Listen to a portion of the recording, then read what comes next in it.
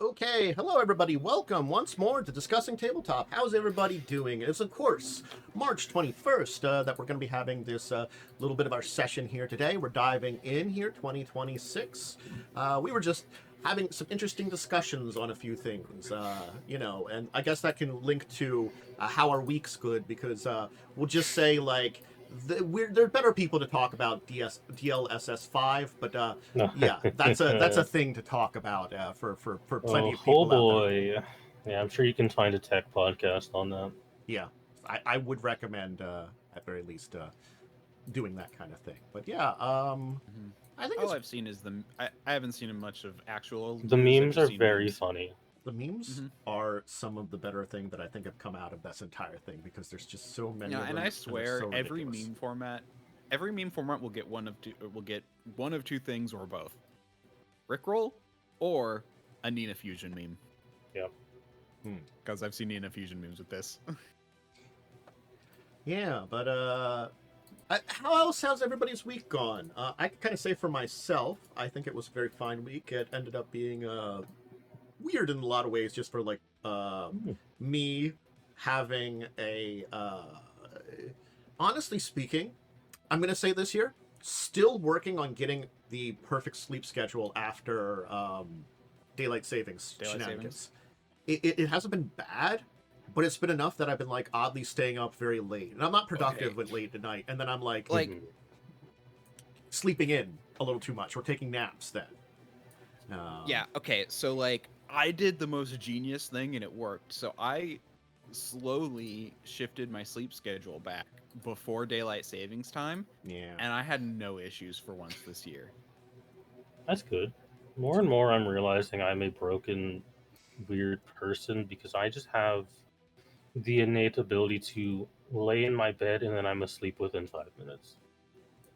I'm not that good, but I'm Um, pretty good, like 10, 15 minutes. But usually also, most of the time, the cat shows up, so I have to like pet her a That's little fair. I bit. don't have a cat that attacks me when I try to sleep.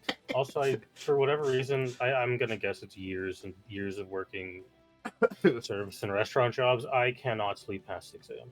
I think, Mm, regardless of when I go to bed, my body is like, it's time to wake up. It's 6 a.m. that can make mm, sense. yeah. I just form like a really tight sleep schedule where I go to bed and wake up at the same times every day. Mm, So it's just very consistent. That's why, but I can change it. I just have to, actively do so or be Trying forced to to do so. trying to bully my partner into having a better sleep schedule. it's This it's man will stay up until 2 a.m. it, and then it, go to it bed. it's a it's the fight with trying to get that sleep schedule. I think it's always that way. I'm trying to think if there was anything else this week that really stood out about. I mean, we'll be talking about a bunch of the tabletop stuff.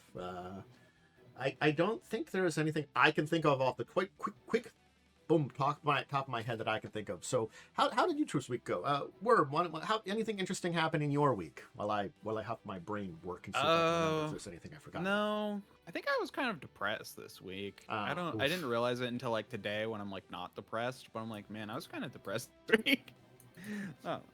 Yeah, It's I don't think it's like crazy. It was just you I were. don't know. A lot of stuff has been going on in life and I think it hit me and I Oh just yeah.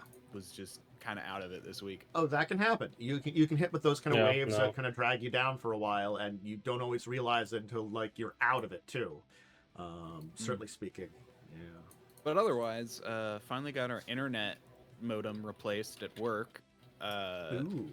Which is nice because we've been having spotty internet for the past like month, and Mm. I was given the runaround a bunch of times by the company trying to sell me stuff instead of just doing what they fucking need to do, and just replace our fucking box. Jeez. Just fighting with you, apparently. That's Mhm. always wonderful. Uh, Momo, how about you? Anything interesting happened this week? Not too much. I've been playing a lot of Helldivers again. That's been continuing. I've been deep diving more into some Warhammer stuff because I just need a distraction. Mm. And as weird as it is, Warhammer is kind of a comfort setting for me because it is that things are so bad. It's at the like kind of absurd, funny level of bad. I Which can kinda see it's a that, yeah. weird it's a weird way to explain why one of my comfort books that I read yearly is a Horus Heresy book, where a lot of bad things happen to good people. I think that works though too, because it's like one of those things is the more you discuss kind of like these grim dark things, it's sort of like I just in general love learning the lore about things, no matter how kind of dark and interesting they are, because it not only inspires me like for when I'm like thinking about world building and stuff like that, but it's definitely kind of this interesting thing of the complexities of these different systems and then like thinking about how they work and stuff like that. It's a fascinating thing that I just like diving into a lot. So it's again like that Warhammer lore. It ranges from that incredibly silly to, you know, super grim dark and like horrifically awful, and you're like it swings between those two things in weird ways. Yeah, I learned recently the one of the characters I do like quite a bit here on Blackhearts. Mm-hmm. The Red Corsair guy, he got his mini announced a little bit ago, and he had a book. Yeah.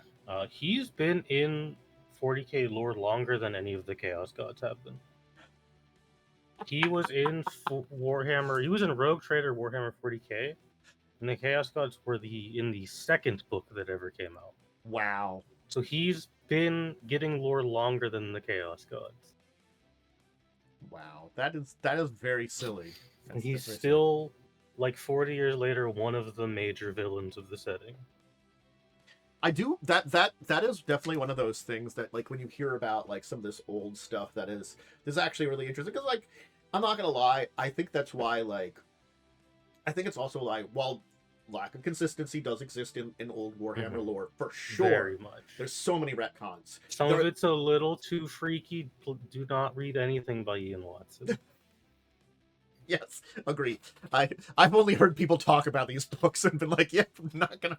Not that I do a lot of reading. I do have a copy of Inquisitor.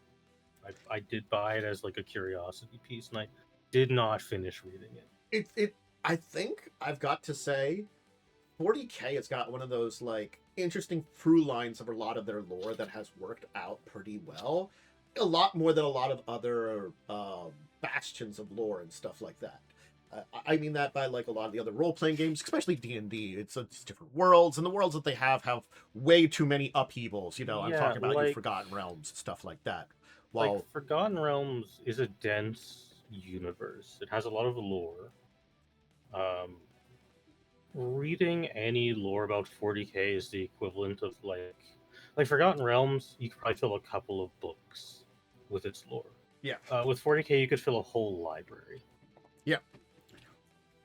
And the other thing is, it's also like all the different versions of stuff that existed, you know, to make a big difference. But again, there's that same through line of like, even with the major upgrades and updates, things are at least similar enough. I think that's the big complaint I've always had about like certain things like the D&D lore, because they just do such weird upheavals sometimes. There are other games that I think have had good through lines too, but as old as 40k, I don't know. That's like 80 No, years. usually you don't have a lot of these long-standing worlds. Because like even like if I'm looking at like something that's like a non-RPG like Magic, their lore changes so much too. Like I'm not gonna lie, it doesn't sound like it is. You're still Planeswalker fighting Planeswalker peoples. It's changed a lot. They've done like big like world shakeups, very a la Forgotten Realms, multiple times. You know. And kind of like rewritten the lore. Just go look at early like Magic products. There's some comics and books, and they are vastly different from how things are displayed now. Never forget the time that they ended the first Phyrexian arc with a guy who just rewrote history. Yep. Look, I preferred Moon Laser shooting Yawgmoth. I'm just gonna say that. Moon Laser shoots Yawgmoth, which is a thing that happened. So yeah, I guess it was a fine week. Just some interesting things going on, but nothing that really stood out outside the tabletop world for us to kind of chat on. So why don't we dive into some of that stuff? Our actual like kind of tabletop stuff. I should put that in there. So I guess let's start with there's only a little bit of RPG news I want to throw out here, a few things to talk about, and one that will relate to our deeper discussion topic. The first one to talk about things, though, here is a shout out to a new TTRPG that looks really nice because of the art style that is being produced by Steve Jackson Games. Steve Jackson Games doesn't do a lot of RPGs outside of GURPS, so I always like to see this one. They are 7-part Pact. It's from, I do not know Jay Dragon by name, but they say that's the lead designer, Steve Jackson. It's the Wonder Home developer. Okay. I do know this name. Okay. I've heard Yaspa's Bed and Breakfast too. So there's a person that does a lot of work on these kind of things. Cool. Yeah. So this looked really nice. It looks interesting. It's not live yet, but I'm just putting up the launch page, so if you're interested in checking it out, Steve Jackson Games has announced it, so some pedigree there to look into. Similarly speaking, we can talk about a product by Paizo. They have the Dragon's Crown, which is a game night box that they're going to be coming out with. So these are supposed to be like, I guess it's the next step up from a starter box, I would say. Because these are supposed to be like small adventures in a little box with some things. It's supposed to be 3 sessions designed to play a single evening. Some pre-generated heroes. This is like, I would say like probably like if you're looking at it, it's not the starter, it's the intermediate kind of product. This is very reminiscent of when you would buy a magazine that had an adventure in it. Yeah. Back in like 3. Yeah. So I like these kind of ideas about something that's not quite that full starter box, but a next step up of it that's supposed to give you like, I've dipped my toes, but now I want to like dive a little deeper into it. It's that entire thing of having the distance of like play styles is probably pretty good. So something a little bit shorter and sweeter, a little neat. So this might be something if you want to check it out, to try it out. The game night boxes. So also by Pathfinder, I don't remember if we talked about this before, but I wanted to talk about it again because we've got a exact date about it, and I might have mentioned it before. But the High Seas book is going to be coming out. We got a date for this finally? Oh, yes. We did. Nice. July 1st it's going to be coming out. I think we mentioned when they were talking about it, but I ended up wanting to talk about this because if you see the deeper discussion topic in the thing, I said ship combat, which we mentioned last week, to talk about. So I felt like, hey, let's combine all this together. We got the date. We can talk about ship combat. We mentioned ship combat last week. It feels appropriate. We'll talk about it later. But hey, I'm curious how much ship combat's in here, other than just ocean lore, Mm-hmm. But hey, yeah, the High Sea books will be coming out July 1st. And then the last of our newsy segments on RPGs is, of course, another Kickstarter. This one is currently live, and it's called Public Access, which is supposed to be a very analog horror style TTRPG. Yeah. I mean, if we're going to talk about Paizo, Galactic Ancestries and Hellfire Dispatches should be coming soon. Ooh. I might be able to talk about that next week. Nice. Cool. Just keep us informed then. Awesome. So this is supposed to be very you're in the Strange Valley of Deep Lake, New Mexico. It's supposed to be another like weird, wild, kind of strange thing, going very, I don't know a lot about analog horror, so I can't say that I would know much about how this would work. But I've only heard side things about, not the analog horror is a fun one. Though I love analog horror. I don't know how well it is like now, but I used to watch a lot of analog horror back in the day. So I would be curious how well it's very like early YouTube coded. I'm curious how well this would translate that kind of feeling then here, of course. Welcome to Night Vale is technically analog horror. Very good, very good. I can't not think of Welcome to Night Vale without thinking of what it was. The Internet Historian did the thing on, was it like DashCon or something, that they had the Welcome to Night Vale got canceled. It comes to mind every time someone mentions that now. I'm sorry, Welcome to Night Vale. There's other reasons to think of you. It's deep in my brain. That video just stuck it in my brain because it's the first time I heard about you. If you remember, Local 58 is also another really good example of analog horror. Huh. So yes, it's got a bunch of occult mysteries, Odyssey tapes, some updated rules. Sorry, I love this. One of the pictures they have is it's like a see something, say nothing. You Yeah. you and only you can prevent the spread of mimetic cognito hazards. Nice. Yeah. So this is technically an update from something they did back in 2023. I think it's a bigger release, major book, kind of thing like that, revised rules. Because I think I remember seeing something like this about years ago, but it was like smaller, like more like paperback form. And this is like where we probably had a moniker of Cess. We're like putting like a new revised edition / bigger release out. So cool. Check it out if you're interested. Thumbs up. So, I do have two big topics to talk about. And the first one revolves on GaryCon, because we heard some things out of GaryCon, and there are two things that I want to talk about. First one, I'm just combining them all together here, is of course that there will be more module-type adventures coming to D&D. That's good. Yeah, this is very good. We're not going to hear a lot till Gen Con, of course, but I think this is good for both D&D, and honestly, it's one of those things that I think is good for the industry too. Yeah. Because Gives new writers a good voice. Yep. Good platform.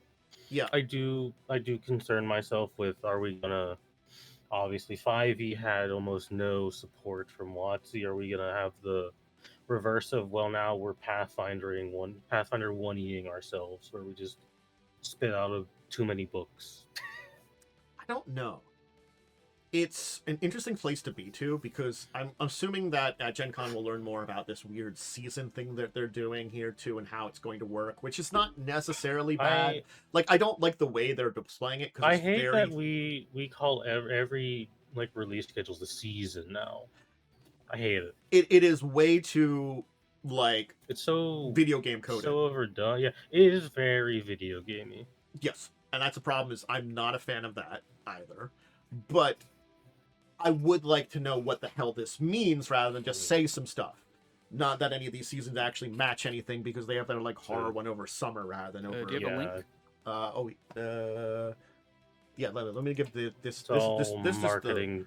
This is the base page that talks about the module stuff. There we go. That is not much should have been there. There we go. So that should work there. That's Modules are good. Yeah. Please support your game. 5e had like 10 books, if that. I think it's one of those things is I would really like for there to be more things like this. It's not that they don't exist. It's just I don't see them as often in a lot of other games. Because I think the style just tends to be either the big adventures like Pathfinder does, and D&D tends to do, or like single adventures, like a book that's a group of adventures or something like that. Just like the product we talked about, for Pathfinder, Dragon's Crown. I want to see stuff like that more often. Give me like a 3 to 6 that I can just slot in somewhere. Yeah. Yeah. I mean, it's rarer, not impossible to see like nowadays. Modules, I honestly, I do miss, like, because they're supposed to be like short modules, right? Yeah, it's like short adventures and stuff like that. Yeah, like, as someone in the comments actually said, and I agree with that, it works really well if you have a lot of them, and they're relatively short. Because the whole idea of modules is that you can kind of mix and match them to do whatever you want. Plus, you can go for as long as you want and start wherever you want. It's kind of just this whole, it's almost like a sandbox kind of way of handling it. Yeah, because we have so many third-party publishers just making their own that it would be nice if we did get the, as much as I will, crap on Wizards, and some nice official ones of higher quality. And again, I'm gonna say this here, as much as they're very neat, let's stop redoing older adventures. Yes, I can go without having to see another remastered anthology book. I'm not saying that they can't fix a lot of those adventures, but most of them, it's an extra level of work, because you're taking something and trying to figure out how to keep to the spirit while rewriting it. And that's not easier than just writing your own goddamn thing from scratch, where you don't have to fix the problems of it. 5e is not the same as Barrier Peak AD&D. Yeah, like at all. Yeah, like I'm gonna be honest, I didn't mind them redoing a lot of stuff that were like done back in AD&D times because, you know, like again, those it's aren't like easy to port, you know, in the same way that what I'm thinking. Yeah, they're easy to port. But my thinking about it is we've They're done a not lot of easy them to already, and the problem I'm thinking about is because we're at 5.5 now, are they just going to do the ones they did for 5.0 as 5.5? Which Oh god, I was worried about that as well.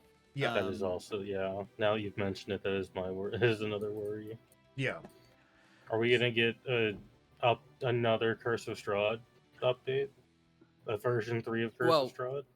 we are. They announced that already. But it's Did technically they actually announce it, or is it just the Ravenloft? it's the Ravenloft. It's book. just more Ravenloft. It's Yeah. just more Ravenloft. Well, I mean, because they already remastered Curse of Strahd once.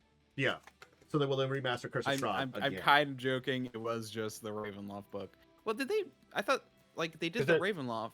Because there's Curse of Strahd and there's Curse of Strahd Revamped, which is a remaster of the original Curse of Strahd, fixing some of its flaws, but still has a bunch of issues. Yeah. I don't know. I don't know if we'll get a third remaster of it. We should. I honestly feel like we might. Mhm. Because they are doing Ravenloft. I could live without another version of Curse of Strahd. It was a fine adventure. It wasn't so great that they have to be like putting it on a pedestal like they are. So. But money That's repeats true. itself. People Obviously, no one wants like new things. Strahd. No one wants anything original or new. They just want to repeat the same thing over and over again. We need that nostalgia.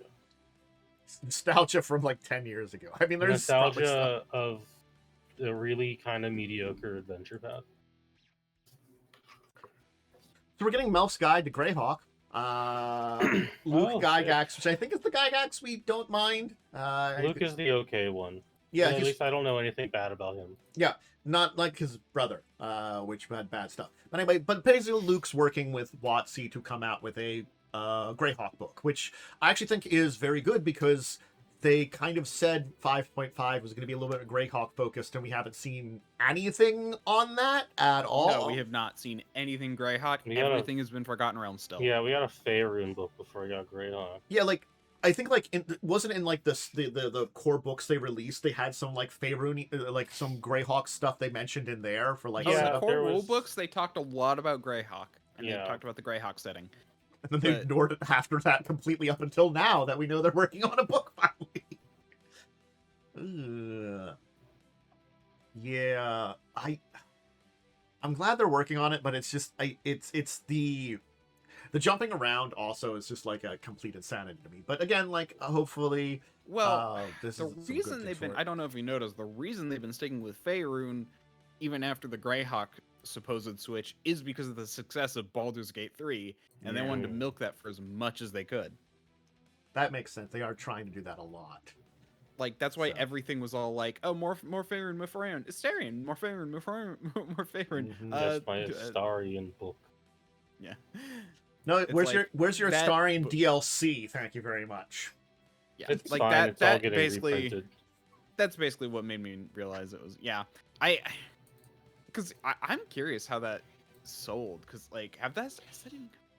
I don't know. I assume it sold fine because it was each part of got a bundle. On D&D Beyond, right? It was a bundle piece. Yeah. So you can justify we gave you early access to these things. Yeah. And now we're throwing it in the Ravenloft book, probably. I'm gonna be honest. I also didn't know there had been some disagreements with the Gygax family and Wizards of the Coast. But apparently, they were talking about this in this this article here that there was one. That apparently they mend the rift.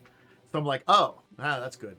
Also, a lot of the Gygax family, unfortunately, is not the greatest people. Yeah, so I can see how that can cause some issues. It is nice that we also saw from Gary Kahn here that Wizards is going to be a sponsor-free comic book day.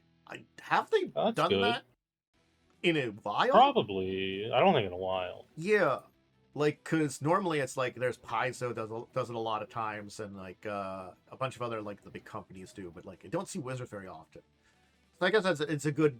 They're trying more stuff. I'm giving them thumbs up, even though they're corporate overlords are becoming horrifically more corrupt and probably Yeah, I mean, problems. it's At not very like- least, it feels like the people on the low side of the company are trying shit. As someone I've read through a lot of the newer stuff, not illegally, mind you. I borrowed books and looked online, but a lot of the new stuff, like in the Evron book and the Faerun book, it is mechanically sound. So at that level, we are still at least getting mechanically sound stuff, even if the corporate level is ass. Yeah, I still watch D&D YouTubers, and they've talking about the new stuff. It's fine. Yeah. Like as far as mechanics go. Yeah.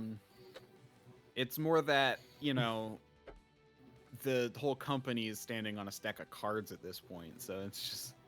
I can Again. give my maybe one mechanical complaint of the new stuff. It's that maybe when you release a new book, don't have like 60% of your new feats be locked behind one origin feat.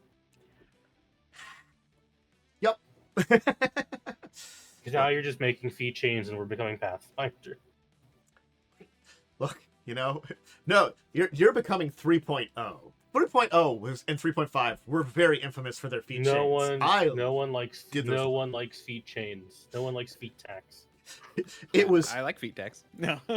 It got the worst in Pathfinder 1e, but it took us a Yeah, while to get there. It was this To be fair, slope of feat chain problems. to be fair, if it actually expands on the original feat, it's fine. It's just I think I just don't think 5e is built for feat chains because you don't get feats as frequently. I agree with that one. True.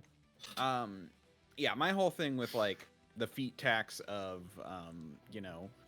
of 3.5 and Pathfinder is like that you have to pick up this feat that you don't want in order to get this feat that you do want, which is something completely different. Me looking at me looking at springing attack and realize, oh god, I need to take so many rogue feats that I don't want to take.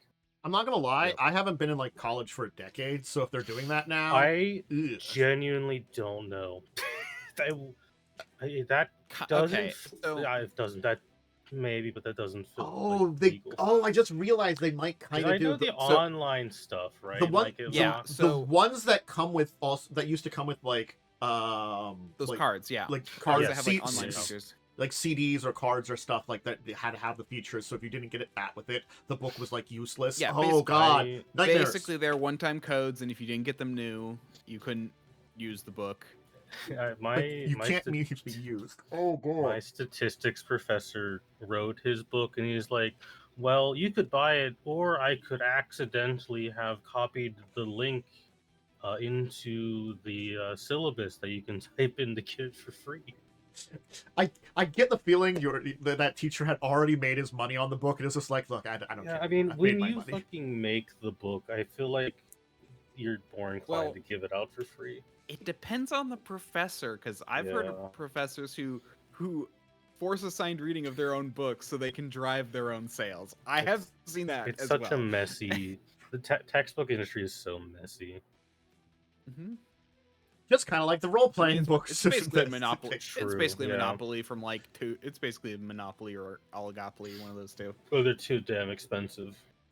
But yeah, so I mean, like, we'll see what's going on with this entire thing here, and hopefully the Greyhawk book will be good. I believe the Greyhawk book, Melf's Guide to Greyhawk, is supposed to be an information book, and we do know that Luke is also working on some adventures with wizards, so we'll see a kind of mixed bag about that. And it'll be nice for an update for lore from Greyhawk, because I'm not gonna lie. Yes, we got some in the core books, but there really hasn't been a big update on full lore since like 3rd edition. I learned a new word this week related to Monopoly. It's monopsony. Ooh, that's a fun word. And it's when there's only one buyer. Interesting. So it's all like when basically there's a giant industry only to serve one person or like one company. Ooh. That's a monopsony. Fortunately, I can see that. Oh god, I can see where that can form. Where it's like, yes, they're making all this, but the one company buys it all to do. Still feels horrible. They're probably related. Yeah, no, there's still the monopoly probably buys up not... stuff like that. Okay. Well, they're still not good. It's actually got the same problems as monopolies, where it's all like that person can dictate the price still, Yeah. and they can still hedge other people out and do all of the same stuff Monopoly can. It's just So, speaking of wizards, we can turn to our other big topic for the week that I wanted for a news topic. And this is this weird Deadpool secret lair that hasn't really Another been one? released. No.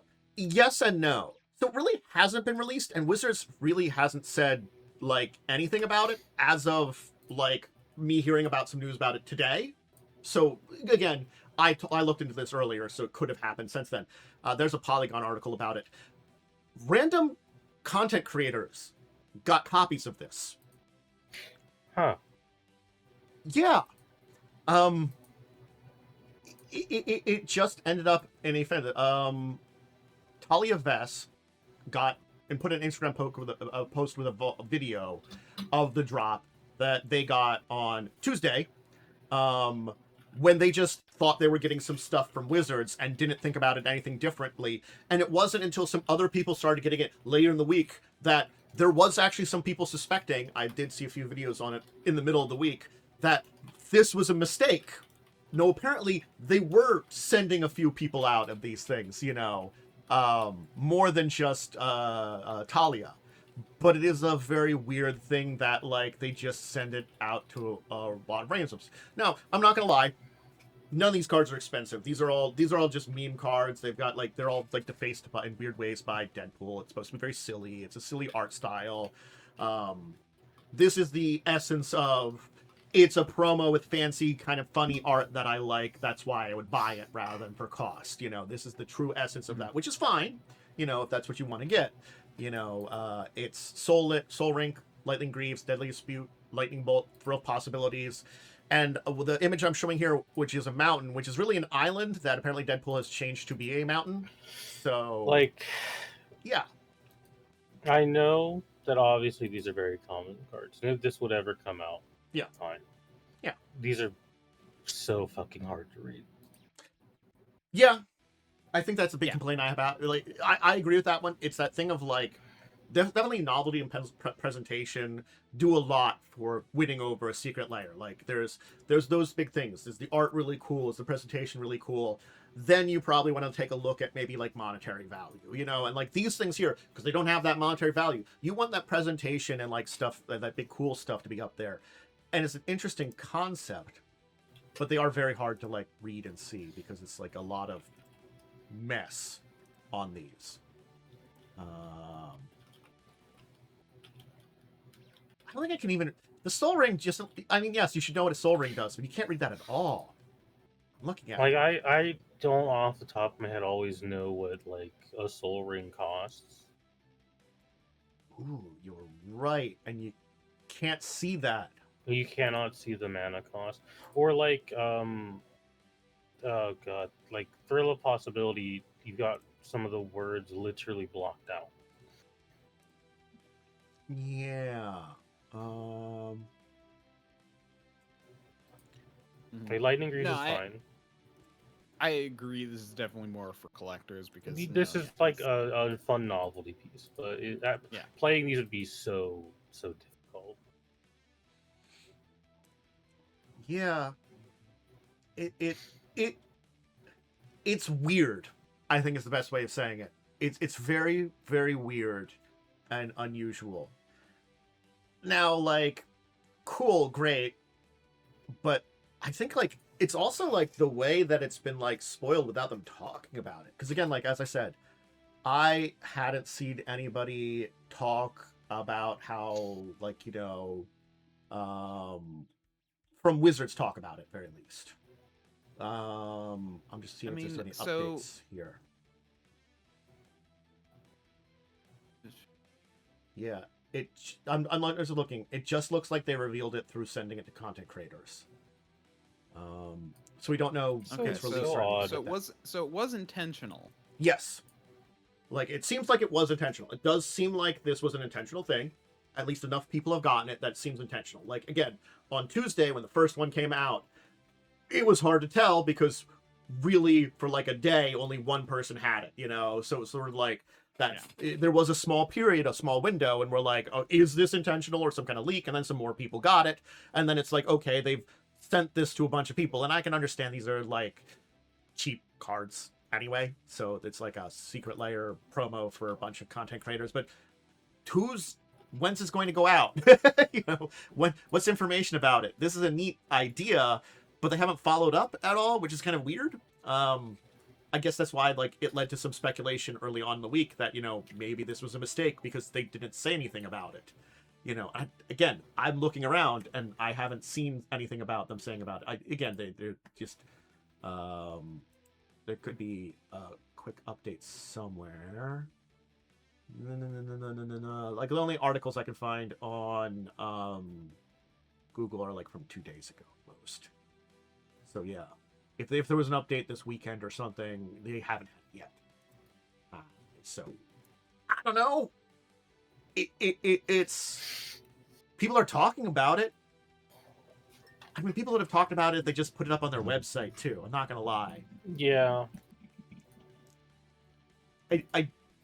It's a weird, different type of marketing than I was expecting. And I think it's not necessarily bad.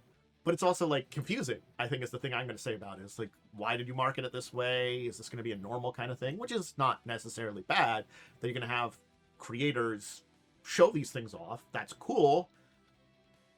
But, like, you didn't inform them of this kind of thing, too. Caught people off guard. I don't know. It doesn't bother me. Like, trying new marketing techniques is, like, one of the least problematic things you can do. Oh, no, I'll agree on that one. I just find the entire thing very, very strange and weird. I think sometimes trying to be creative with how you market is a good thing, especially in a company who's... Yeah. I mean, the big speculation I can see is that people are thinking this will pop up around April's Fool's Day, because that's coming up. That makes sense. Yeah. But, again, this is only a little bit of speculation. We don't have an actual full talk about it, but... It's the Dazzle foil card treatment, so it's like confetti foils. I think they say it was Last and Wilds of Eldraine, so that's the type of foiling. So we've seen it's a type of foiling we've seen before, at least too. So it's not new on that one, but anyway, keep an eye out for it if you're really interested in it. And it's one of those things, as I say, like if you like the cards and art, cool, great, get it. If not, don't bother. I do like in the Deadly Dispute card, there's obviously like a middle finger that's been covered up by a post-it note that says no, legal department. No, signed legal department. Yeah. That's a good one. Again, these are very silly. Like I'm not gonna lie, the Island Mountain is one that I find very interesting here too. I mean, that's a fun play on the fact that I guarantee you people who played Magic for a long time have been like, shit, I don't have like another mountain. I'm gonna just cross out and write mountain on this other land. You're not wrong. Look, I'm not gonna lie. I think I played with a deck where I was just like, look, it's a single color deck. All the lands are like forests. If I have an island, it's a forest. Don't worry about it. I ran out of... I definitely have a few Sharpied land cards because I needed to proxy something. Oh. So, yeah. I'm interested to see if this is going to be a new thing for the way they're going to market stuff. If so, cool. We'll see how things are going with this, and but it was an interesting little experiment. Yeah, I just think they're experimenting. Also, I'm just gonna say it because we're all thinking it. I'm tired of Deadpool. Pick someone else. Put this man back in the box. He's been out for too long. Kind of has been. I kind of do feel like they've done a lot of Deadpool stuff. It's not even Deadpool. You're just doing Ryan Reynolds. Yeah, I guess it is very much for the Ryan Reynolds version of Deadpool too, because sort of like there is these three versions of it that I think now exist that are probably more unpopular. There's the comic version, which still has been around for a long time and has its own writing. Ryan Reynolds' version is a version, and I've seen only a little bit of it because I don't really watch or listen to stuff. But like there's the Marvel Rivals version that seems a little different too in its own thing. Yeah, it's voiced by a VTuber named Sayu. He is voiced by One of the Simon. one of the voice lines when he kills you is "You just got killed by Sayu." I, God damn it! I don't know about that. Oh God.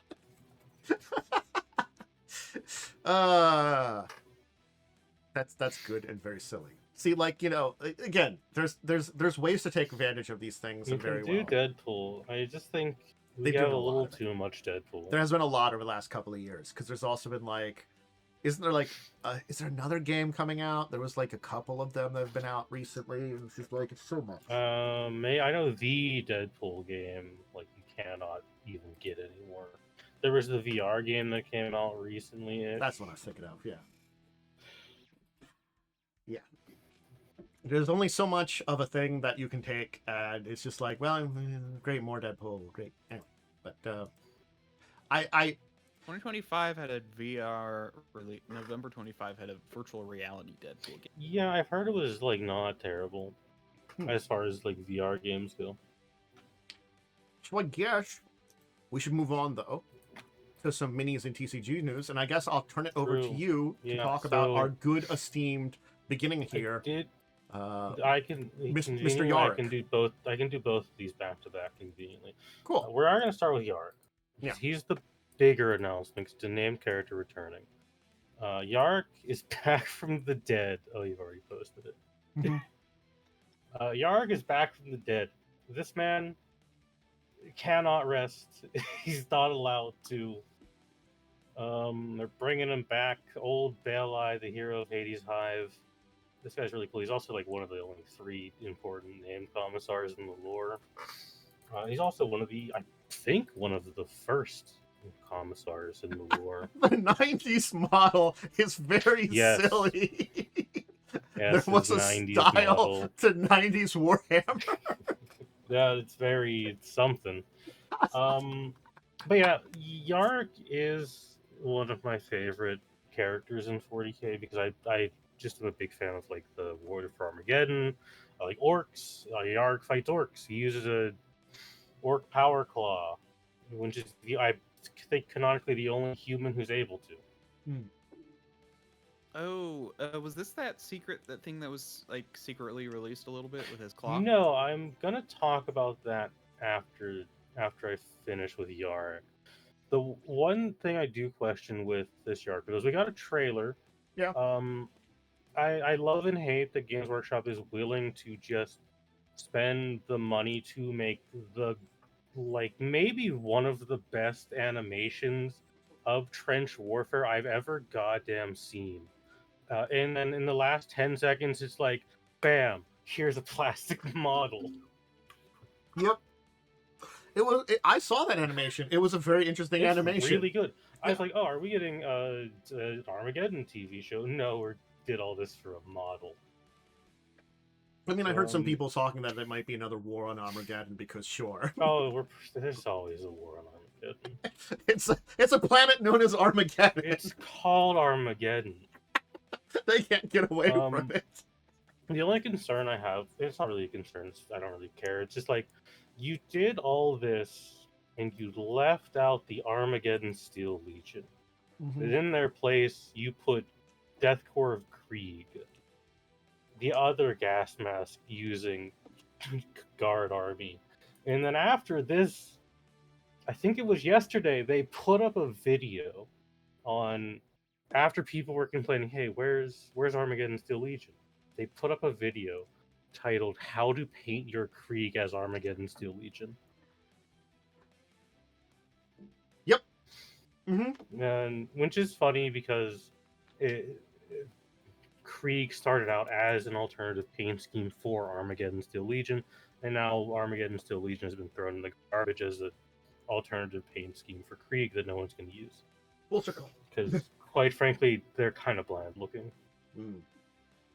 Also, they're very World War II inspired, which I can understand why maybe Games Workshop doesn't want to bring that model range back. I'll just say there's a reason commissars look a little more flashy now in the first and second edition. They just look like Nazis. Yep. that can make sense that they very much so want to walk away from a lot of the ways they made things appear in early on. Early 40K Wait, was art. that was that not supposed? Was that? They kind of still do. Is that not Well, supposed to so be the they case? like actually looked like SS officers, Okay. which is now they just look generic authoritarian. Yeah. They moved them away to looking just a little bit more generic authoritarian. Still horrifically authoritarian, mind you. The But- Imperium is still the most brutal regime to ever exist. Mhm. I cannot stress this enough. Humanity are not the good guys in 40K. Please stop saying they are. 80s and the 90s. It was... It was a different time. Anytime you look at art from an RPG from those time periods, you just have to be like... It was a different time. It was a time period. I like Yarrick.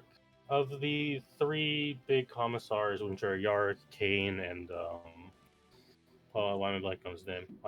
Was it Abram Gaunt? Gaunt. Gaunt is the other big one. I'm glad that Yarrick is back. I do hope we get a Kane and a Gaunt model as well eventually. Yeah. Although Kane, I think, is actually dead.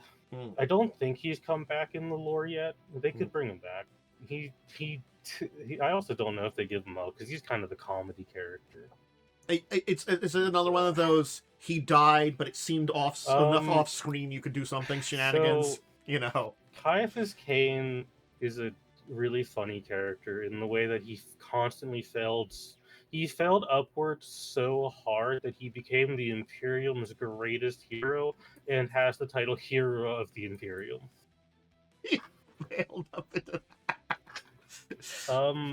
Because he has like 10 books. Every book of his is him seeing a problem somewhere and being like, I don't want to die, so I'm gonna run away, and then he runs into a bigger problem and is forced to solve it. It's like, I don't want to deal with that.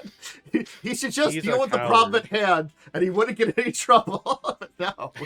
Every time he's like, look, I can avoid that. In one of the books, he retreats from a Tyranid attack by just hopping in a tank and driving away as fast as he can, only to run into a bigger Tyranid swarm and then forced to go back and tell them about it. So he appears like, oh, he bravely went scouting on our flank to make sure we were safe. God, wow. Oh. So, God. The other thing, Yeah. which is an announcement I missed until today. Mm-hmm. Remember those leaked orc pictures we got that were like really cruddy looking? Yeah. Yep. So we did get the full. Oh, I accidentally inspected elements. We did get the full model reveal. It is not a named orc war boss like people were thinking. It is just a full plastic kit of a orc war boss that you can paint however you want. Mm. And it comes with a little ammo bra. It looks really cool. Okay, so I think the this is the claw- first plastic orc war boss kit. Okay. Oh, well, the claw that we kind of had seen wasn't that still What? Iron Warriors, because we still got That's- some Iron Warriors. We That do was- still have Iron Warrior stuff, yeah. Yeah. I don't think that's Yeah, been well- announced fully yet. Well, again, the claw, I literally went back and forth between it and the thing. It's literally an identical claw. Yeah. So it was for the Armageddon. Well, it's an and- orc claw, so it could have been for the war boss too, technically. And they've Not even just like orcs in general. put a little like, haha, you did a leak again. They put a little thing in the art glove. You may have seen the grainy potato cam picture of a new orc war boss box. It looks like it's been half chewed by a squig.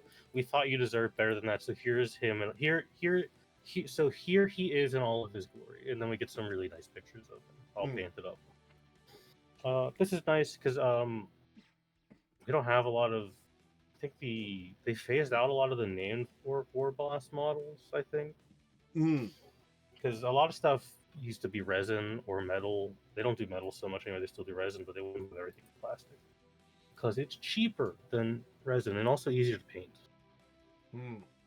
Resin is a pain in the ass to deal with. Because Why is resin hard to paint?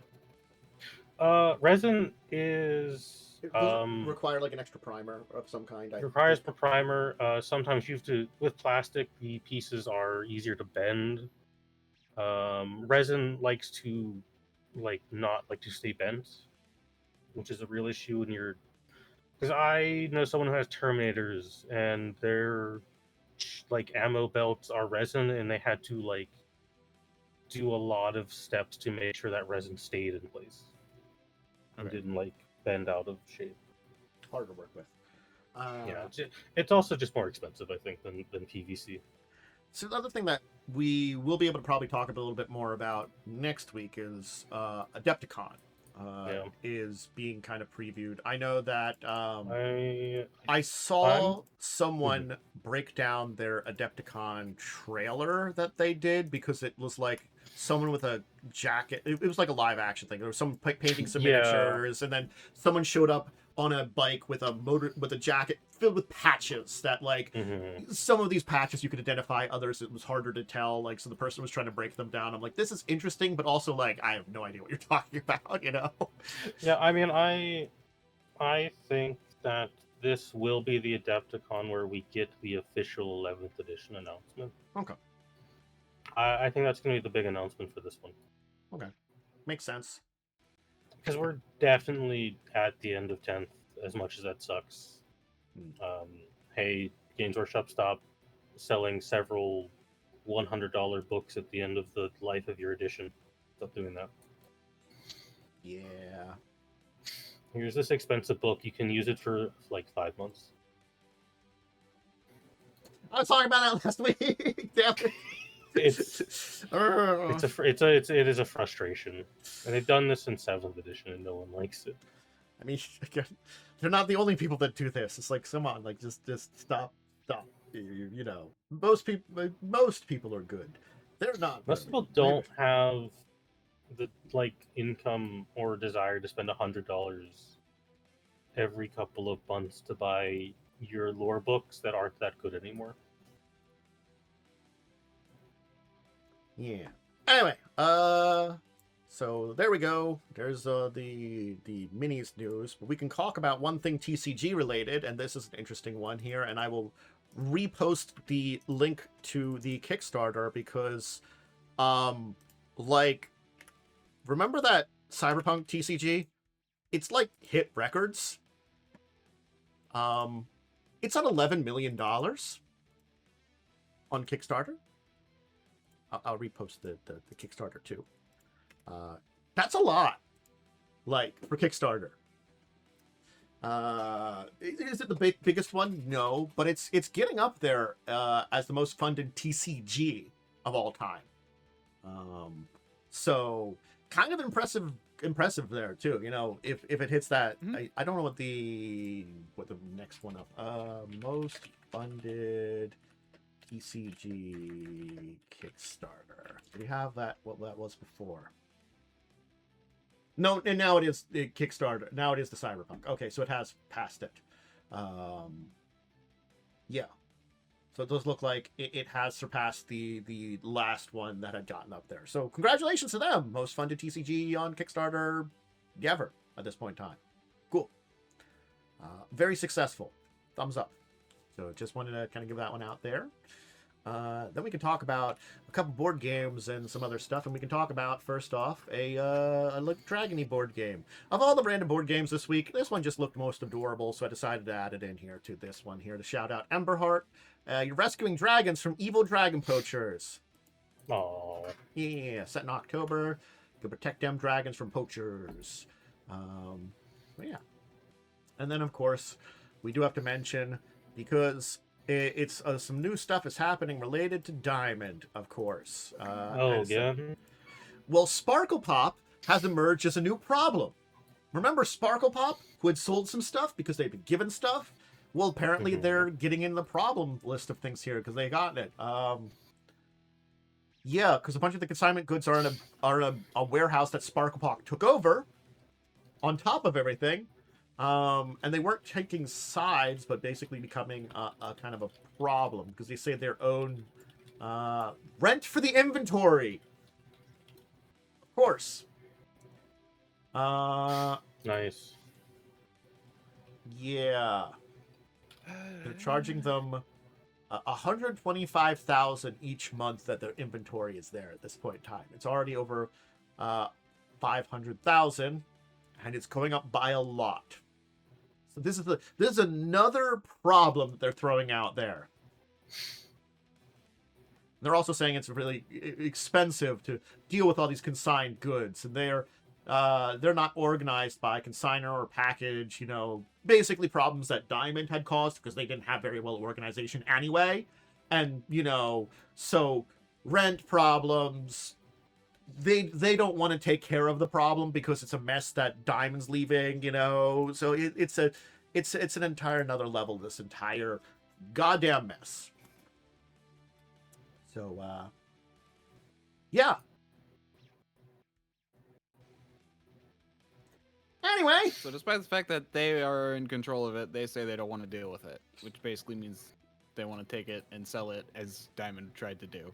Yes. That's how they deal with it. Yeah. They don't want to break it apart. Nice. They want to just sell it because they don't want to leave it there because it's taking up space in a warehouse that they can't use it from, and they are technically charging Diamond for this because they're renting the space from them because they already sold them the warehouse, you know, they want this done, taken care of quicker because they're not getting their money for the rental and might not because hey, Diamond's falling goddamn apart. So yeah, rent's due. Yay. Anyway, we have a deeper discussion topic to talk about. Ship combat. So, we're getting a C game for Pathfinder. And we talked about this a little bit last week, and I wanted to kind of dive into this here and kind of define what ship combat means for you, because this works for both sea and spaceships, and honestly a lot of have experience with both. Yeah, generally speaking, vehicle combat where the vehicle requires, you know, in larger vehicles in many ways, because there could probably be like, you know, maybe like a tank or transport or something could probably work on these. Or caravan combat in Jade, whatever that adventure was called, that was kind of ass. Yeah, there are places where this kind of applies here, and I think there's two types of combat we can start out with. We can talk about the one which is very easy to take care of, and that's kind of indirect combat. What I mean by that is your players don't really do anything for it. You know, really it's usually like it's predetermined, or, you know, there's an easy way for a GM to determine what's going on, and maybe the players can have slight says in it, but they're probably focusing more on something. This might be for something like mass scale, like ship combat. So it's like something like like the gigantic ridiculous battleships or something in space or on something like that, or maybe like you're on an aircraft carrier or something if you're talking more modern combat, where you're just little people there maybe doing something small on the ship that could help the ship, but the ship's really doing itself on its own, and really it's a set piece more than anything. That's kind of indirect ship combat, and I think that's the one that is usually we don't have to really talk about because you don't have to do shit with that one. That's it's a set piece. You know, the stuff is happening around you while you're doing something else. Yeah, kind of combat, and it does tend to be like your smaller actions will have repercussions, but it's kind of like that story thing, and your GM determines that usually ahead of time. Like, oh, hey, you managed to successfully fire this cannon at this thing. Cool, great. You know that gives you this bonus here or something like that. Or makes it successful. They're more like skill challenges. Yeah, those are more like skill challenges. Exactly. Then you get direct ship combat, where you're either individually or as a group controlling whatever hell vehicle you have here. And that's where we got the problem, because is everybody participating equally? Is one person controlling it? How is this ship statted out? You know, when you're direct, the ship becomes a creature almost in many ways, or an object or something like that it fights it out. And how does that work in many ways? And there are a lot of mixed bags on how it's been handled. I think we can probably talk about examples for a little bit here, and then maybe we'll talk about how we think it could help and or what's the best versions of these examples to kind of work on here. So I think some of the worst, if we're going to talk about very bad ship combat, I think Dark Matter was pretty bad. Dark Matter was pretty bad because it was like its own creature, and it was still using challenge level of a traditional D&D game when it was its own creature. So it had its own stats. So you really were crapshoot if the CR was equal for ship combat. It was very bad, and also like the players kind of controlled something. Basically, one person got a character sheet and rolled some stuff almost. Or maybe you had one of your friends roll something, you know. It's like, oh, you can roll the attacks while I move it around. Maybe you make a check. I think that's some of the bad parts there. Ship combat in Pathfinder 1E was pretty bad. Yes. The biggest problem I have with ship combat is every time I've experienced it, I've literally had nothing to do. Yeah. Because really, if you're doing ship combat, you do need to give everyone something to do, and that's very hard to do in like a D&D. I think 1E Yeah, was a little better, but it was still like pretty bad because it was like I think one we person. just abandoned doing it in Skulls and Shackles after like the first 3 ship combats. We did like 2. I mean, the problem with the way Pathfinder 1E handled it is also that they were like static checks for, you know, the exponential increasing, you know, stats. So at one point, you know, you reach a point where you just auto succeed at everything. Yeah. Especially if you build, like, again, you can easily build your character to be really good at sailing on top of everything else. You know, I got a plus 40 to sailing, and then we just never rolled that stat again. Yeah. I mean, like, again, take skill focus, profession sailing, and you're already, like, well off. Yeah, I mean, that it is just how Pathfinder is designed. It is designed around eventually doing that. Yeah. So, I think we can talk about, like, the 3 systems which I think handle it the best. And I think the 3 systems I would point out are Starfighter 1E, Star Trek, and Traveler. I know, Worm, you know a lot about Traveler, and I think these are the 3 systems. I'd actually say Stars Without Number handles it better than Traveler. Okay. I've done Stars Without Numbers ship combat. Okay, so Stars Without Numbers more than Traveler. Yeah. We'll say that there too. Well, revised Stars Without Numbers. We can kind of I should clarify. Yeah, specifically revised Stars Without Number, Skyward Steel add-on, because ship combat. Original Stars Without Numbers had like dimension level shit to it that no one wanted to deal with.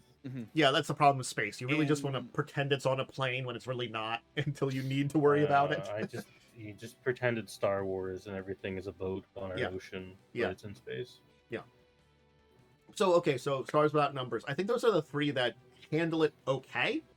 Even then, it's not maybe perfect, you know, because I think the easy one to talk about here is Star Trek. It's a big starship, and usually most players kind of fit into a role on the ship, so you tend to be doing something related to that role. You're playing the A team, so like the officers, engineers, moving power, fixing things, securities, firing weapons, guide the helms, you know, making sure the ship goes, guide commands, issuing orders, doctors, either healing some people that got injured or maybe setting up to do that because, you know, hey, the engineers pressing the shield button occasionally. Yeah, so there are checks for everybody. Like, again, I guess maybe like a science person might not be doing a lot. Well, they can use scanners. They could be doing scanners. So because usually if you're science medicine. Yeah, so even the doctor might be able to like be on scanners or something if we really need to, depending on the size of the ship. But like, you know, again, there is that possibility that like a true pure doctor might not be able to do a lot, you know, there, but probably will later on in the battle as someone gets injured or something, you know. And,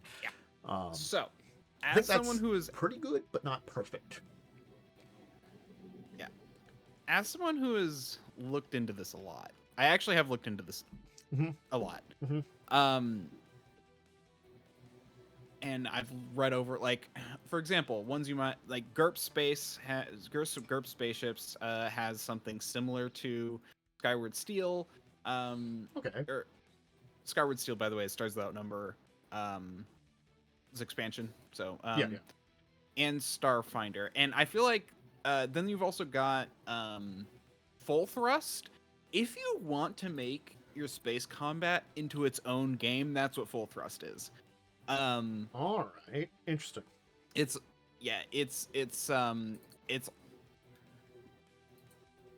let's just say it actually takes into account like moving, like how moving you keep moving and stuff. It's over the top, and it's only if your players really would want.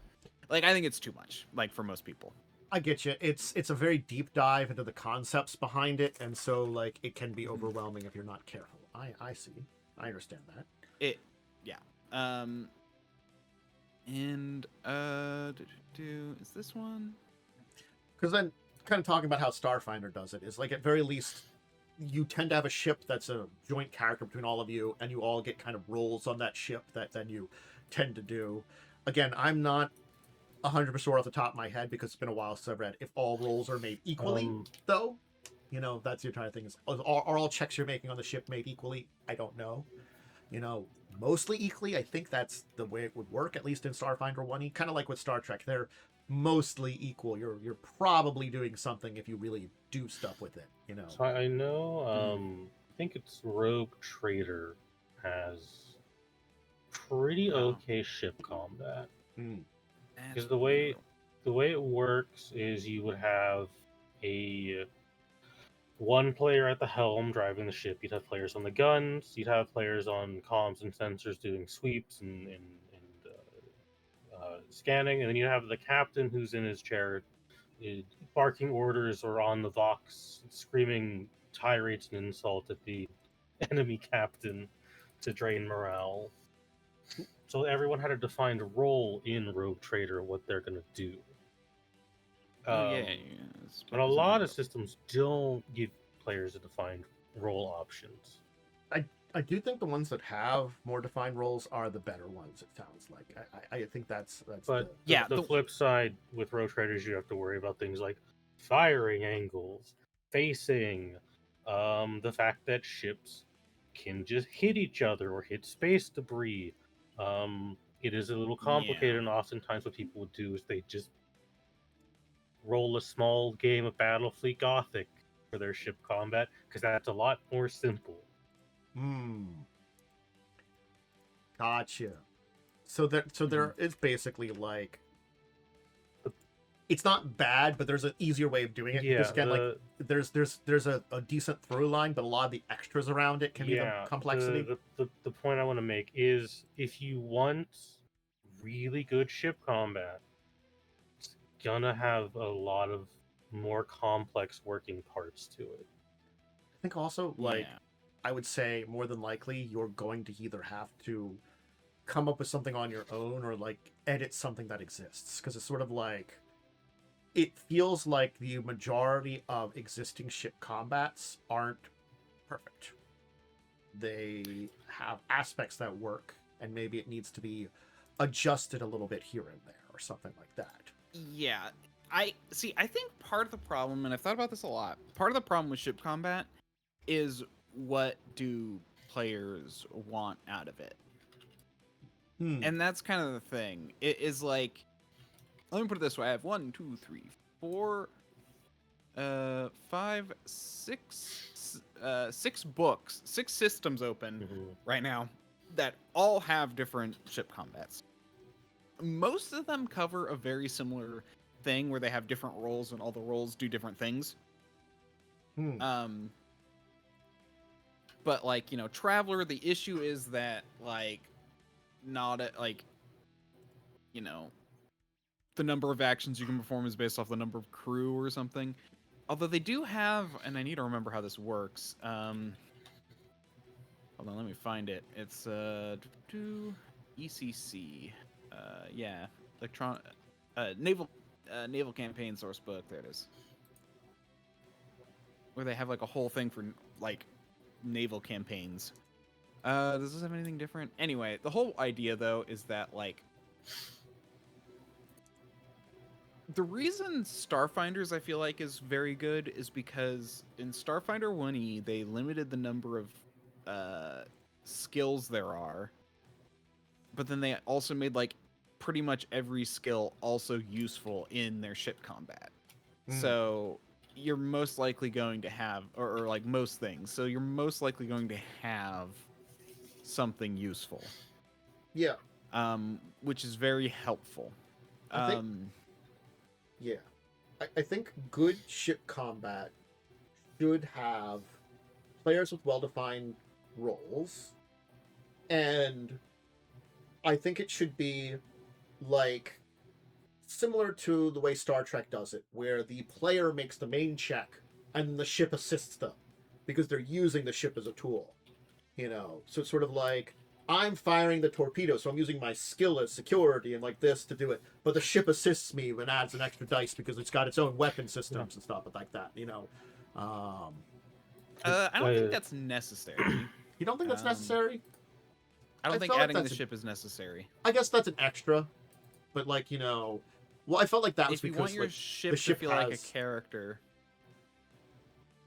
I guess it could also just be like if there's certain bonuses for different weapons or this or that, on top of Yeah. what it is, situational. and if that here's works. here's what I think is actually more important. So first off, I think every ship has to have a set of roles, or like you have to have roles for that all do important things. Yeah.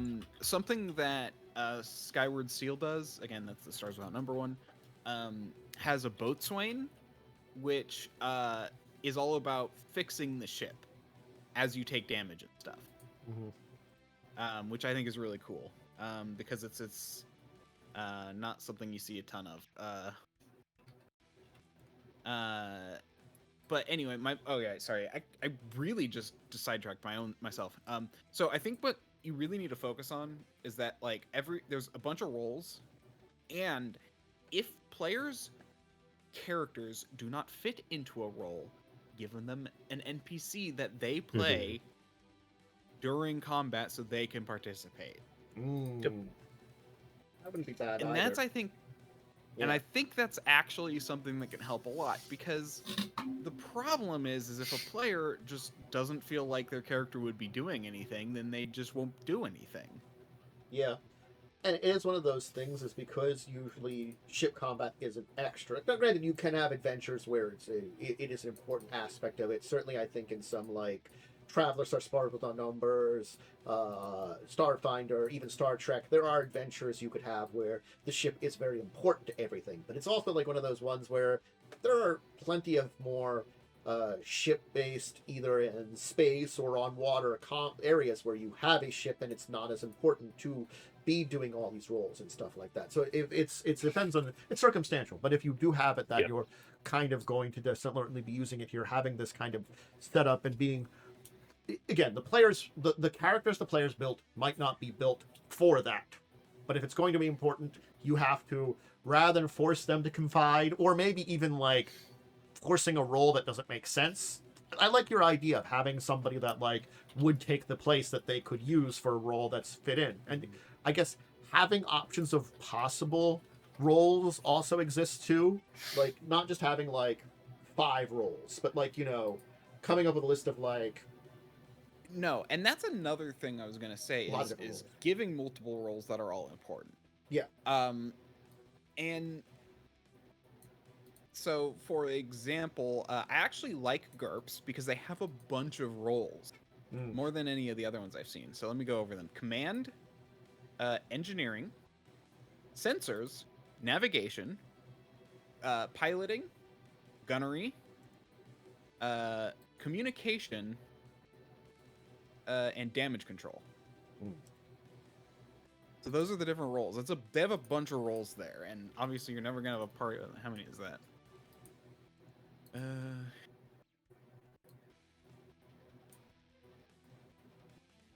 I did not count them. I didn't think to count them.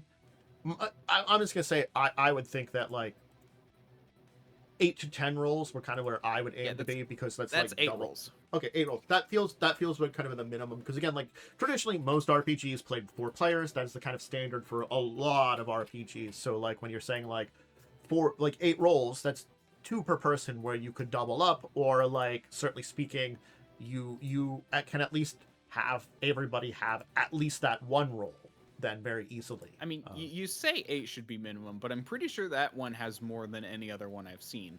For example, Skyward Steel, Stars Without Numbers, has 6. Starfinder, I think, has 5.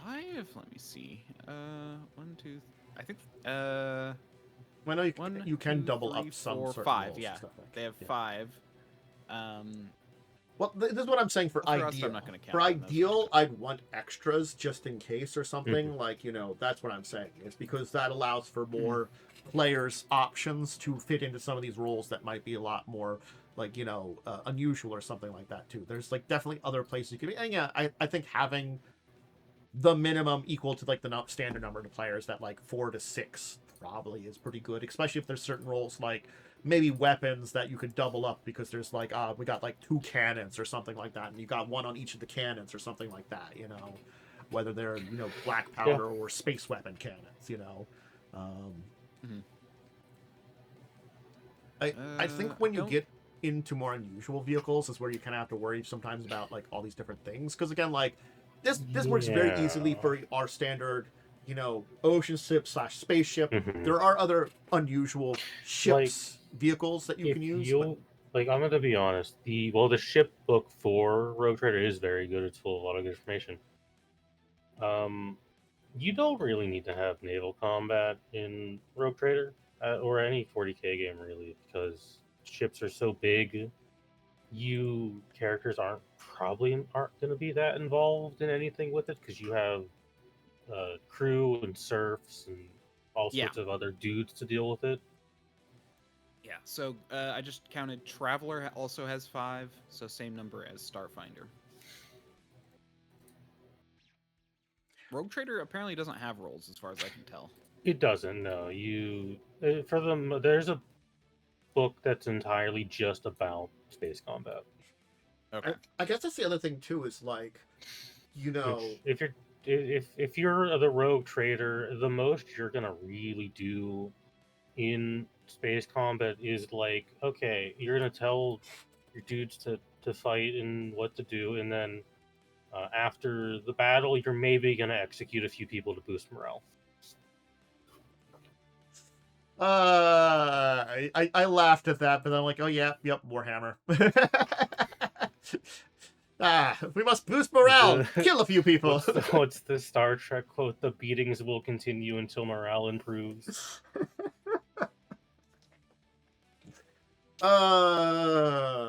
Yep. Man, again, it's definitely like, I think, important to say, like, just because you have a vehicle or ship or something like that can have combat is the time taking it away from the players. This is going to your GM, your DM, whoever's running it. You have to ask yourself, how important is it to the game, to the plot you're doing, to how it is, to your story. Even in Skulls and Shackles, the game all about naval combat, at least for the first 2 books, maybe book 5 as well. Your players or the officers, you're not going to be doing the fighting until your boarding actions. Yeah. I'm not gonna lie, Yeah. like, even with those later books, you really didn't need ship combat. Like, the problem with that is, I'm not gonna lie, book 5, book 6 had something I like to call worse ship combat. Why do I call it that? Because they decided not only to do ship combat, they decided to do mass battle. So it's mass battle ship combat. That's terrible. Mass battles are this for Pathfinder. Okay. Mass battle has never really been done well.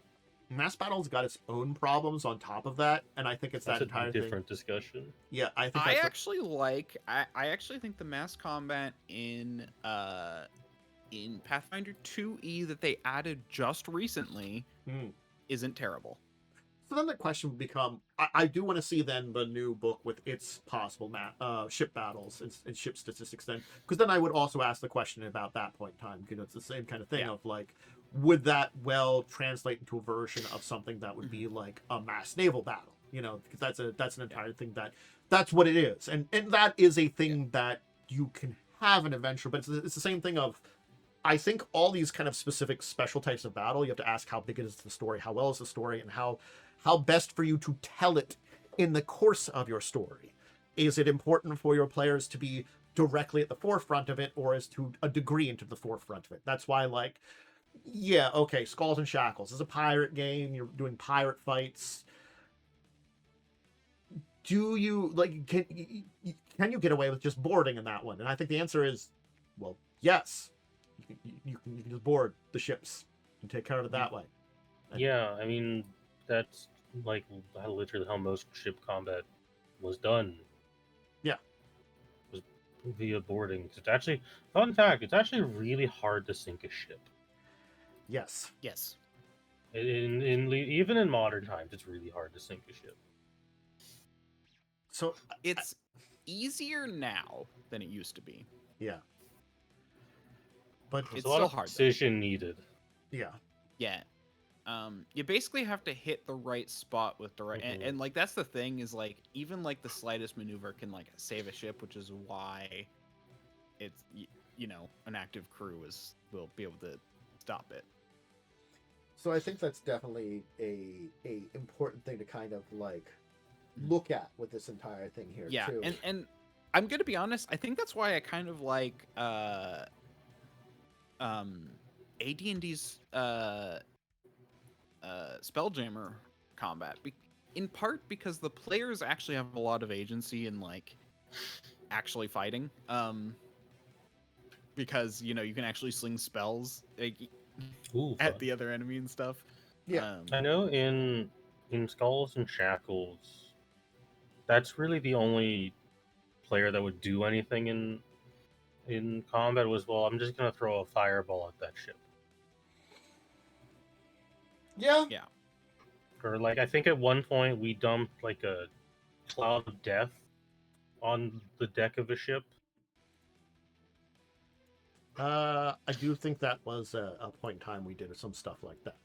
And it was just like it just became the point there's no point in ever rolling this combat out. Yep. Yeah. I mean, the way we Yeah. handle it in Spelljammer is we got one person. I mean, we have one person who does the ship movement. I mean, I think it is limited in even in Spelljammer. Like that's why I think it's actually not the best. I like it, but it's because even people can use their normal abilities in combat, especially when the ships get close and boarding happens. Because like Skulls and Shackles, boarding happens a lot in Spelljammer. Yeah. Yeah, in the times I played in Deathwatch and Only War, which are the Space Marine centric and Guard centric Warhammer 40k role playing games, the way we handled ship combat was, well, okay. Well, in Only War, we didn't really do ship combat because Guard's more like on the planet. But for Deathwatch, it was like, all right, the Void Shields are down. Everyone get in the boarding torpedoes. You're going on the ship to kill everyone. Yeah. Or we teleport onto the ship. You invade and try to take them You out. invade the ship, kill Fine. everything, and then you just blow the ship's reactor and leave. Yeah. And I think that's kind of where like that is some of the big essence in a lot of different types of ship combat is the ship invasion kind of thing and or the boarding action.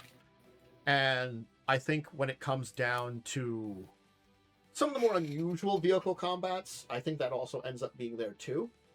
That tends to be the most way to do things. I'm not saying that there aren't some unique of the vehicle-based combats you could do, which would be unusual, but I feel like it's again like most of those might be one-shots.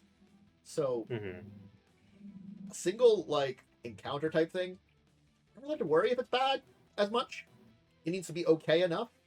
If you're doing it once, like if I'm doing like some kind of weird, like let's say like a tank battle where like it's like a heavy armored giant tank where I have a tank crew in there, you know, yeah, everybody's going to be doing something, but they might not also have to be doing it equal. And especially if this is like a temporary thing, I don't think I'll have to worry about it afterwards, you know? Yeah, I feel like just general vehicle combat, like car vehicle combat, is often done just so much better. Yes, and the reason for that is because it's in close enough range to where, as I said, like with the thing that's makes Spelljammer kind of fun is that you can just use your guns, you can use your abilities, you can shoot rockets, you can do that kind of stuff. The problem with sea and space combat is that you have to use the tools of the ship, Distance, yeah, or because of the distance. Yeah. I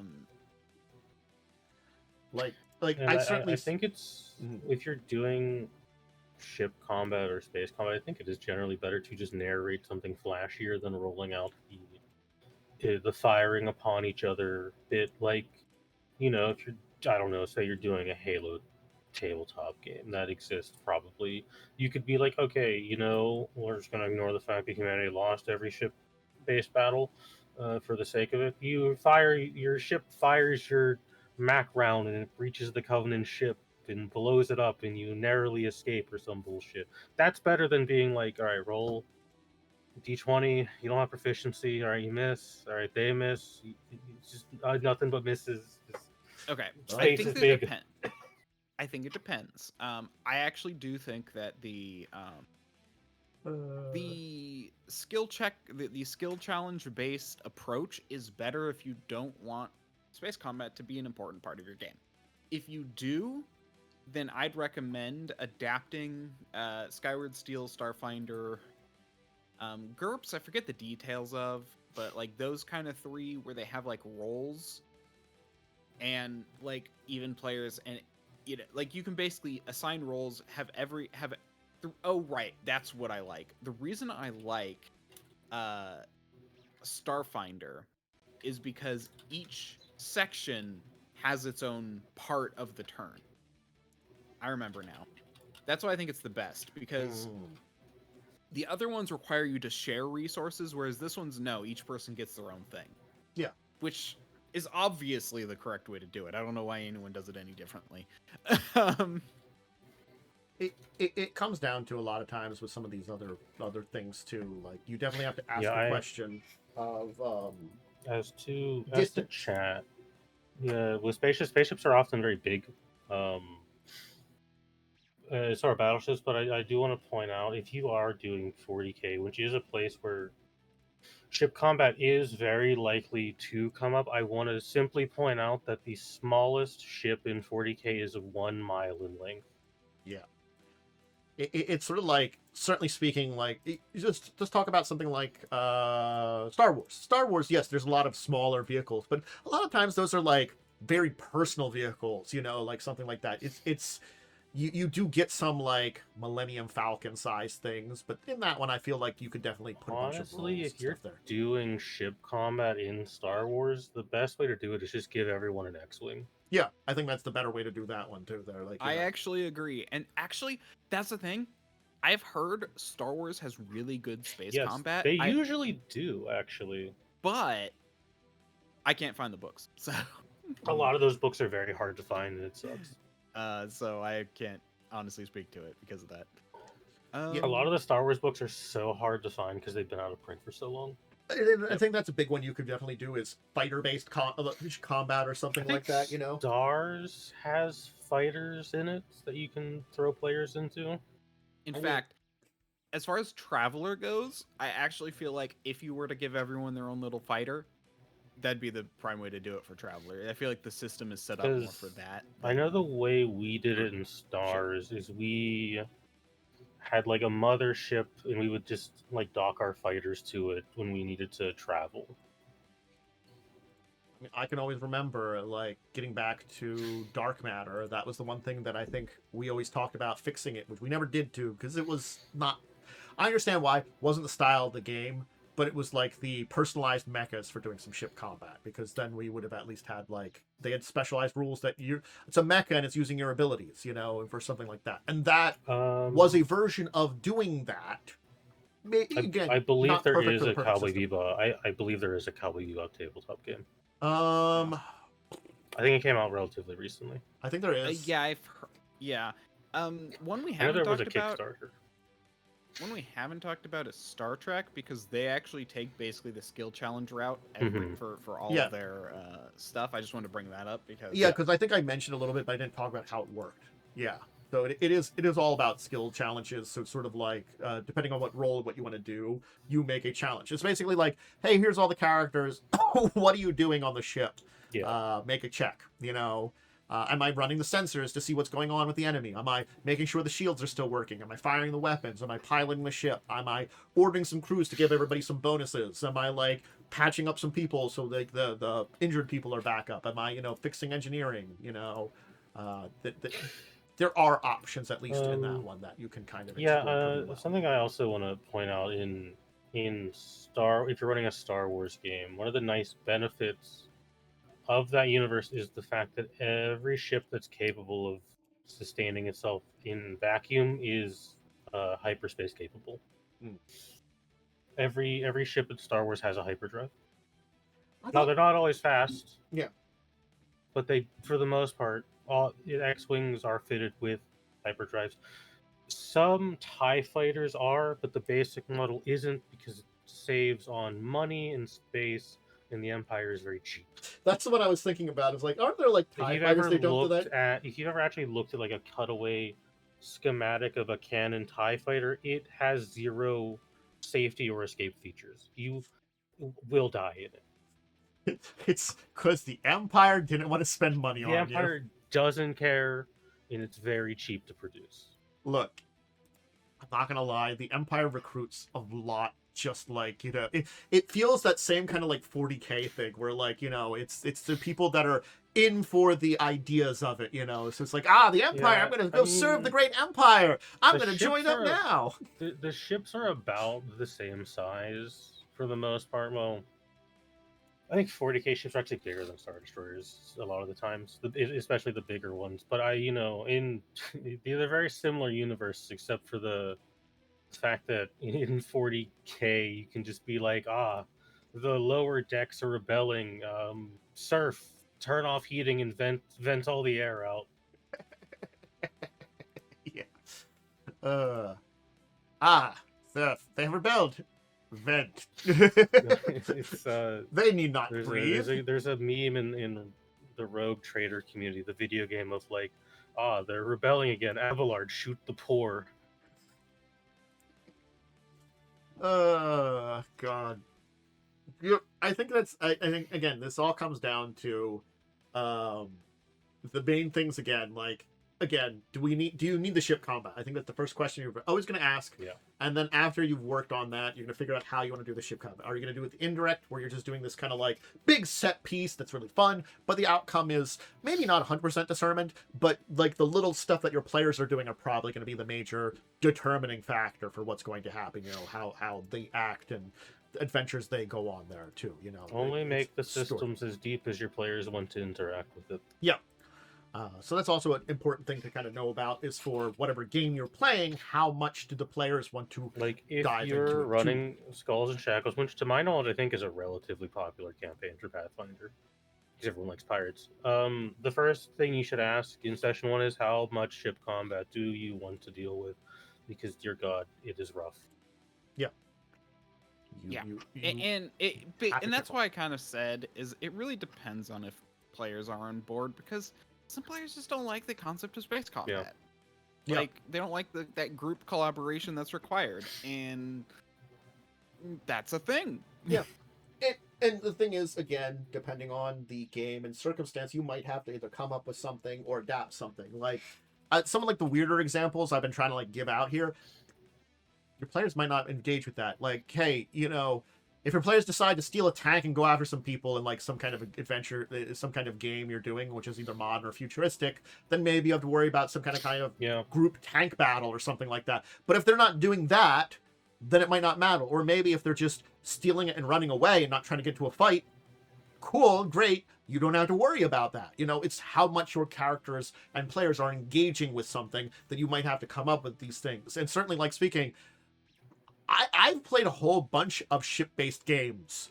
I think only one of them we actually really cared about ship combat. One of them. Because the rest of them, the ship was part of the adventures, but guess what it was? It was a way to get us from point A to point B. 95% of the time, that's what it was. And the few times that we got into ship combat, boarding. Every 40K game I've been in has always been the ship is a mode of transportation. If we want a fight in space, you get in the boarding torpedo and we're shooting you out of it. Yeah. If you want to fight on the ground, the gunner will just we'll do a narrative tank fight. Gunner will disable the tank, and now you can go kill the crew. Yeah. Get on the heavy bolter, shoot the tank. I think it's a thing of like, you have to ask, what kind of systems are you working? I think that's a 3. Your players want to engage with a system like this. How well does your RPG you're playing engage with that system there too? And then, of course, do you goddamn want to run something like this? Because a lot of times you either have to work with the system, fix the system, or fix it for your players. You know, it's sort of like the ship. Okay, I'm gonna be honest. Tacking on an external ship system is not as bad as a lot of other things, as long as you have another system to replace it with. Yeah. I mean, I'm just saying, like, how much do you want to work on it at all. Like sometimes you don't feel like, adding that. Even again, like it might not be difficult. I'm not saying it's difficult. It's still going to be like an extra level of work you might still have to worry about. That knocks it down. I knock it down. That's fine. I just realized that knocks it over. Fix it in a minute. Other thing I'll mention is if you're running Pathfinder 1E, vehicle sheets are very bad Yes. because they're just a normal stat block, and that's not a good way to do it. Same with any kind of 5e shit. Shout out tends to be that way. to the Tsar tank stat block in Pathfinder 1E that does in fact exist because you go to Russia in one of the adventures. Yes, I always forget you go to Russia for the. That's the only Winter- reason Reign people of play that Winter. adventure. The only reason one? people play Reign of Winter. Which Reign one of is it? Winter. Reign of Winter because yeah. you discover You that go to post-revolution Russia to kill Rasputin. yeah, because you find out that Rasputin is one of the children of Baba Yaga because she keeps around, keeps having children, and then throwing them into a horrible closet It of doom. also technically comes with the baggage of Earth now exists in this universe, therefore a cleric in Galarian that later travels to Earth can technically convert to being a cleric for Jesus. Okay, I have an idea High for adventure. a campaign where you literally, it's all like basically you have like a World of Darkness character for Earth, and you have like a Pathfinder character, and then you have like a sci-fi character, and then like you like travel between them. I have an idea for that where it's like you have to manage like 3 characters, but I think it'd be fun. I got an adventure. Look, in between system things, this can be fun too, and like stuff like that. And again, just the look, Pathfinder's weird. I think Rasputin's also like a demigod in Pathfinder, technically. Technically, Anastasia is actually also like one because she's a granddaughter of. They shouldn't have wrote that adventure. Also, I will note Rasputin is technically Anastasia's father because he got an affair with the queen. So he is the lover of the Russian queen, as per that one song. Yeah, and so like she ends up, which is weird because we found out where she went. She's on Galarian. She's ruling over the nation that Baba Yaga formerly kind of still rules over, except Baba Yaga's like, I guess I shouldn't just leave my like children to like take care of things. They kind of fuck things up there. This is why you don't introduce Earth into your fantasy setting, because you end up with this and the fact that fucking Elminster loves drinking Mountain Dew. Yeah. I mean, I love, again, I mentioned one time that like you can have a D&D, like if you like throw a bunch of lore together, you can have like a D&D person, a Pathfinder person who go to Earth and meet vampires. It's World of Darkness and too, then get like and then time travel to Star Trek and then get teleported to a different, back to Starfinder, and then I just think it's like and technically you can go back in time and teleport far away to get to Star Wars, because it's a long time ago in a galaxy far away. Yeah. Also, Earth exists in Star Wars. Fun fact, that's canon. Yeah.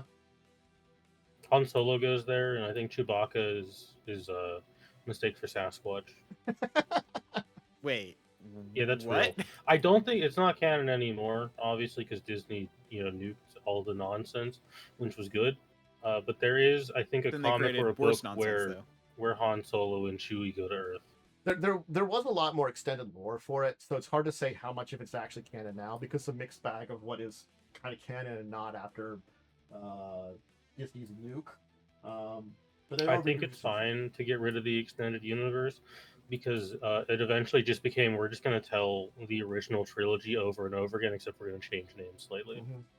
I really do like you too, Adventure. You just marking my arm a lot. Thank you for that. He's a good I mean, to be fair, as someone who likes lit RPGs and I like isekai books.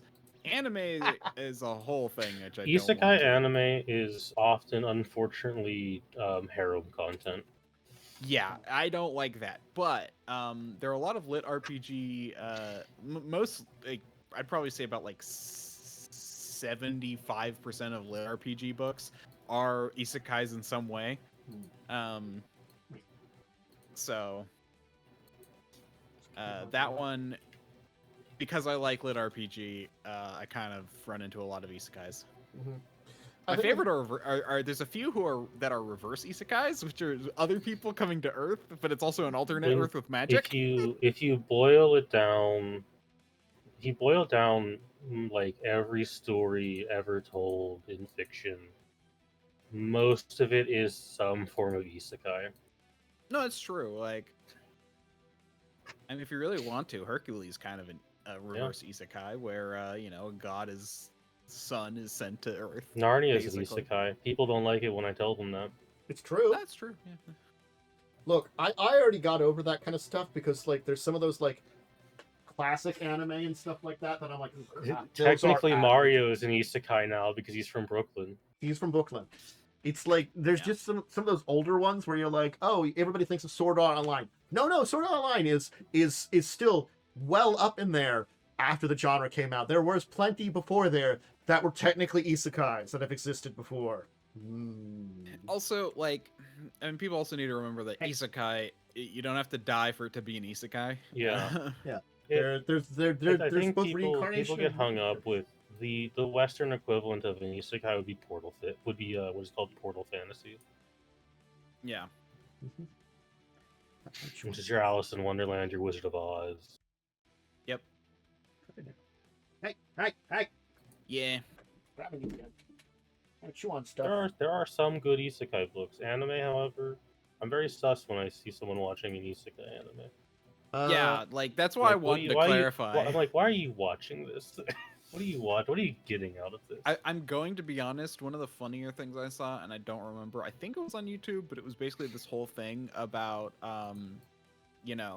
the crazy murderer, the reoccurring isekai character that is in like every isekai that is a horrible murderer, and it was talking about the truck. Yeah. I'm not gonna lie. It's the thing of like, unfortunately, there's a lot of crossover between a lot of fantasy and isekai. So like, I'm a good fantasy fan. So it's sort of like, I tend to give an isekai a benefit of the doubt, but like, there are subgroups of those. Like they're not all harems. They're not all It's just most of them. No. I'm going to say this here. Comedy is an isekai, yes. The majority of ones, yeah. the majority of, at least nowadays, anime, even if there's not a lot of really great anime. There's okay. Dante's Divine Comedy is also just that man's like diss track against everyone he ever hated. Mm-hmm. Get away from that. You stop what you're doing. I'm going to smack you in the butt until you stop. You're being so naughty. My favorite meme is where Truck Coon hits Chuck Norris, and then the truck is suddenly in a fantasy world. Well, he passed away now. So. Yeah, I know. He was old. Yeah. Him and the death finally came to an agreement. It's like, fine, I'll pass on for now. But no. I've plenty of opinions on anime. Let me go. As a big, long-time anime fan, I have plenty of opinions. But no, I totally get that not every isekai anime is terrible. It's just for whatever reason, isekai the authors love making it a harem anime. Has turned into a kind of yes. I think the ultimate problem is that I think it's also the problem that like I'm not going to lie, at very least 95% of every harem anime is terrible. I'm not saying all of them are. Oh God! But that 5% aren't great. But it's like the harem part of it isn't bad, and the rest of it makes up for it. Is what I mean, like that there too. So it's like it's an aspect that's there that's not overpowering, and that's just kind of there. And usually they make logical reasons for it or something like that that like makes it work out okay, but not great. And that's the problem. That's a very low percentage there because it's always done very poorly. Yeah, it's not a great idea. That reminds me of an episode of Terrible Writing Advice, where he like literally broke character to basically be like, look, I can't even do this straight when it came to the isekai section in the harems. He's like, this is terrible. Terrible Writing Advice is basically a channel that like basically gives sarcastically bad writing advice to teach you about how to write properly. But anyway, back for a brief finish up here on ship combat. I think we've gone over all the basics things here. So now you hopefully, if you're interested in using it out there, know why or if you should or should not, and you can actually ask that question yourself and figure out how to do that. And you know, we've got to give you some suggestions on some better systems you can look to for ideas about it too. And I got to be honest, like most times, you just want to fight out of a vehicle, just pull like a Shadowrun and have a bunch of people shoot out of the side of the car while one person drives. I mean that's literally how they do it in Cyberpunk. Yeah. Cyberpunk Shadowrun. And I'm gonna say if you here's probably the of what we talked about. Here's basically the conclusion. One, if your group just really isn't into the space combat, just do skill challenge type things. If they are, then make sure you steal from a good one. And even if the player wants to do it, but the character wouldn't, make sure to give them an NPC who can. And yeah, so basically, so steal from Skyward Steel, Naval Campaign is the book from Stars Without Number, and Starfinder are probably the two I'd go to because both of them are simple enough but good. And I think they walk that line pretty well. And there are a few others that I would suggest, like if you want to look into something D20, original Starfinder at least now, and I haven't really checked them on Starfinder 2e because the ship combat is that out now? At least out or coming out very soon? It's not even coming out very soon. It's they haven't even announced the release date of the book. They said it's going to be coming in. So it's like we know what book it's coming in, but they don't have a date for it. Gotcha. Yeah. But Starfinder 1e combat is in bad for D20, and then also like for much more of a hybrid between ship and skill, I'd say something like Star Trek. And if you just want to go goddamn fighters, Star Wars. Yeah. So there's I said, I'm a fairly big fan of Rogue Trader ship combat, where everyone can get a defined skill roll, and if you're the captain, you can sit in your throne and yell slurs at the other ship, and it has an effect. Also, specifically, the Star Wars book, which I've heard has the best space combat, is The Age of Rebellion. Yes, I would agree with that. Yes. So those are some suggestions of places to look if you're going to use it. If it's not one of these systems, you can take a look at your sharp combat. And I would say if you're not using one of these systems, take a look at it, figure out if it works. Yeah, and I'll tack on something for the Star Wars. If you are running Fantasy Flight, you can mix all the books. I would, however, say it might get complicated if you start using Force and Destiny with other stuff. Because Force stuff is a little complicated. If you're going to do water ship combat, I'm going to recommend the War Captain's Companion for AD&D 2E. I actually think that's a pretty good system. Yeah. And because even though that's for Spelljammer, by the way, I feel like that would be a very good adaptation to water combat. Yeah, it turns out, they did at least, even if it's not perfect, they did a decent job with ship-based combat in Spelljammer because, hey, like, they needed to. It was a ship-based thing in a lot of ways. They tried. Yeah, the ships are really important. Like, they do have a naval thing, but I've heard that their ship combat in the naval version is, like, way worse than Spelljammer. Shall we talk about our week in gaming? What we played this week? We had Joe's Game. Which I had a very fun time because I had Bander break and you guys walked him back off the edge. Because I'm not going to lie. Oh, did you crash out? This is something that I knew Bander was doing, so I just played up the crash out, completely. Nice. And then they walked him back from the edge. But he totally went all right, it's scorched earth. Let's just get rid of it. I'm tired of this all. This is like, it's just too much. Because we were fighting, I guess, maybe sort of the big bad, even though he's kind of like a broken version of him because they, in quotations, released him.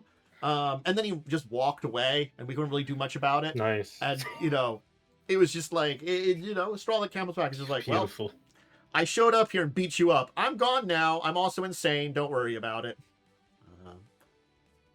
A compelling story. Yeah. Yeah. I spent the entire time telling Joe not to go too easy on us because I wanted to be complicated. And everyone got mad at me. Yeah. I think that's why I'm upset. Like I'm personally a little upset about it. It's like too much. It's like too much. I feel like it's the more like I actually missed what the point of the story was until that session too. Me personally, it's like so much was going on. I completely missed it. And it was like I had heard those words, but misinterpreted those words. Let me put it that way. So it's like, oh, I did not know we were trying to basically supplant the Lady of Pain the entire time here because she does suck. Well, it was an option we were given, and when we hit that point, we were a little like, we'll think about it. We didn't commit to it. But apparently we just committed to it now because it's like, I guess what we're doing? I don't know. I mean, I feel like we all kind of were like, you know what? Supplanting the Lady of Pain with the old god of Asukar, who is probably better, is a good idea. Because the Lady of Pain is very vindictive. The other god was fine. He still wasn't if I remember correctly, he just wasn't vindictive. He didn't trap people in portals. If someone crossed him, he just killed them. Whereas the Lady of Pain traps them in a portal where they go mad forever. Look, I'm not gonna lie. The game has felt like a mess, and I understand why. I think it's because Joe's doing an okay job, but he is using I think he relied too much on the book, and the book has caused a lot of weird tone shifts. I mean, I think the book section was definitely the worst section. I think his story is just very plain and straightforward, but we've had it's basically just been a bunch of mini fetch quests and sidetracks. It's been fine, but it's very basic. But it's been so drawn out that it feels like a lot of bloat, which is why I'm not surprised you're kind of confused. It's just been going on probably too long at this point. Yes. I think it's just I'm feeling getting fed up with everything about it. It's what it is. I think it is. It's and it's sort of I did enjoy the verbal crash out of Bander because it was a little venting on my end, probably too. I'm not going to lie. Yep. Just because I think again, realizing I didn't understand completely what was going on was sort of wow, man, how did I not pick up on it? I think it was because we talked about it and we were just yeah, we're probably not doing that kind of thing, but we'll kind of go along with this. And then by now, we're apparently going along with this. I don't know when the shift happened. It just so happened. Yeah. I mean, I think the shift happened when.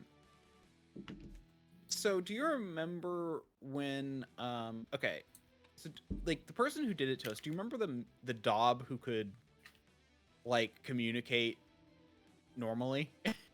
Vaguely. I think it was the tattoo guy. Yeah. He's the one who told us about this. Yeah, and he seems shifty as all shit, and I was like, is this even better? I think my question at the time was this even a better idea? It's sort of you're giving us between suck, and suck. I mean, I'm this is it. I think that's the thing I think about it too is I think that's the thing that I'm thinking about it. It's felt like a long, epic story, and it's got this big tale and all this turning and stuff like this, and we've been going on for so long. And I think the thing is, none of the results feel good. And I think that's where I'm coming about it from in the end. It's we're not getting a good ending, and we've been working on it for so long, and a lot of stuff. And there is I don't think there can be a good ending for how this story set out is the problem too. There could be an okay ending, but not a good ending. I think Joe will think it's a good ending. Yes.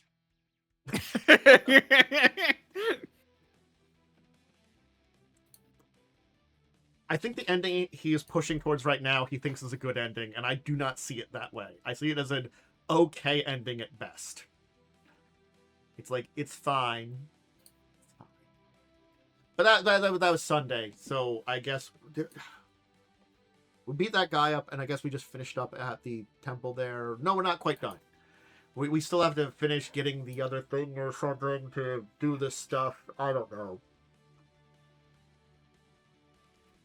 We're doing some kind of ritual or something. I just... Well, I've lost a lot yeah, of it. we need to get out of the place we're in. I teleported us I don't out, know if we remember? did that already. Oh yeah, and I think that's where we ended. Yeah. We got out, and that was about it. How about Monday? Did you have a good Monday? Yeah, we had Lightning's game. We went to a cave to kill some humans because they suck. Ah, goddamn humans. Shenanigans ensued of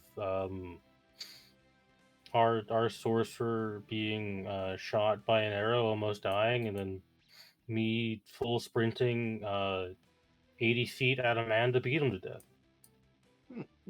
Good times, good times, good times. Then Cell loves his silly plans. Has this guy's kid tried to dress up as one of the humans to go, get us into the place. Ended up having an endless argument with the guy, so I just walked in and started punching people. Did have a good bit where we were told that this cave is full of magic crystals that the demon people need to survive. We got a decent bit in, stopped, and we're like, hey, maybe we got lied to. We don't see any magic crystals anywhere. And then we continued slightly, and they were just in the next room. And it kind of became, I guess we are justified for killing all these people then. Yeah, we're just a bunch of weirdos doing odd jobs that involve killing people, I guess, right now. Fun times. Also, none of us could roll above a 10 for most of the session, so. I'm not gonna lie, that feels like me and Joe's game a lot. I just... It just sucks when you're level 1 and you just don't roll well because you don't do anything. At least as a monk, I technically get 2 attacks at level 1. The amount of failed saves I have done in Joe's game, I think is another thing of, like, it feels bad a lot. I'm not going to lie. I fail a lot of saves. It's... Well, to be fair, like... That's just the dice, though, Yeah. I mean, this is the biggest problem with 5e late game that I've noticed, and that is that you kind of reach a point where you're almost guaranteed to fail saves that you don't have proficiency in. Basically, yeah. Because which is a really big problem. Lightning and I are actually considering moving 5e back into the 3 save system. That's probably better. Using 4E's suggestion, though, too, I think would be good, too. The 2 stats per save. Because, hot take, having a will reflex in fort feels better than getting 2 saves and then being shit at the other ones. I must also say, I wholeheartedly enjoyed the fact that I will also note for at least this session, I failed a lot of dex saves, and I'm a bard. Nice. I'm sorry, yeah. And I get proficiency in that. Nice. Yeah. I understand your pain. Yeah, part of me feels like for 5e you really should... Part of me feels like for 5e you need half proficiency in like you basically add half your proficiency if you're not proficient for saves, because that's the only... Because otherwise it's literally like, okay, I have to pass a DC 18 and I have a +0. Yeah, basically. And we had a combat in I want to say it was an 8th level game where we fought a Mind Flayer, and just half the party failed the saves on the brain burst and were stunned for the rest of the combat and just sat there and did nothing. Yeah, and that was the problem we had when we were fighting Shemeshka, where there was a bunch of the Lair actions were will saves, and Nice. only one of us had proficiency in will saves, apparently. Well, no, I think I did. I just failed a bunch of them. So I think you do as a wizard. Yeah, I think it's wisdom and intelligence saves. Yeah, I think that's wizard. But I still just only have a 0 in wisdom, so it's just proficiency. Have the power of charisma saves. It came up, I think, once. That in this one, entire game. charisma, I think, is the rarest save. Well, Yay, everyone Bard. gets a primary. Well, everyone gets a primary save and a secondary save. Yeah. A primary save is Dex, Con, and Wisdom, and secondary saves are Strength, Intelligence, and Charisma. Now, granted, the charisma saves often will just kill you. Yeah, the charisma saves generally are the ones you want to pass because charisma saves are like demon possession, where you just lose control of your character, really or brutal. you just automatically die. Intelligence saves tend to be like stun or incapacitation, in my experience. So those are stun, incapacitation, and sometimes like losing your mind. Psychic or something. effects as well. Yeah, I think strength mind saves, whip. I think is an int save. Strength saves. Who cares if you fail them? Like you're just kind of strength is the most useless stat in the game. Yeah. They're like, it's still not great because like you can just be stuck in one place or that kind of stuff, but oh no, I got grappled, my speed is 0. Oh no, I've been knocked to the floor, I'll just get up. Yep. With it no punishment because you do not get AOP'd for getting off the floor in 5e. Yep. Yeah. Yeah, but I really think that 5e, like this is the first 5e game I've played that's gone past level 10. It gets really rough when you're up there. Yeah, so like it's just really hard when it's all like, okay, I just because saves are designed to be at worst like a bad save should fail like a quarter of the time and a good save should fail like half or less.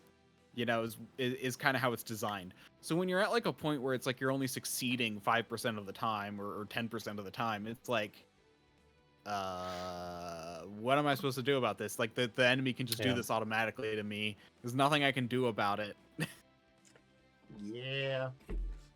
So it's been wrong. That's what happened with confusion, and we all just kept getting confused. Tuesday we did cancel because Cell had a really, really bad work week and needed a day to recuperate. That happens.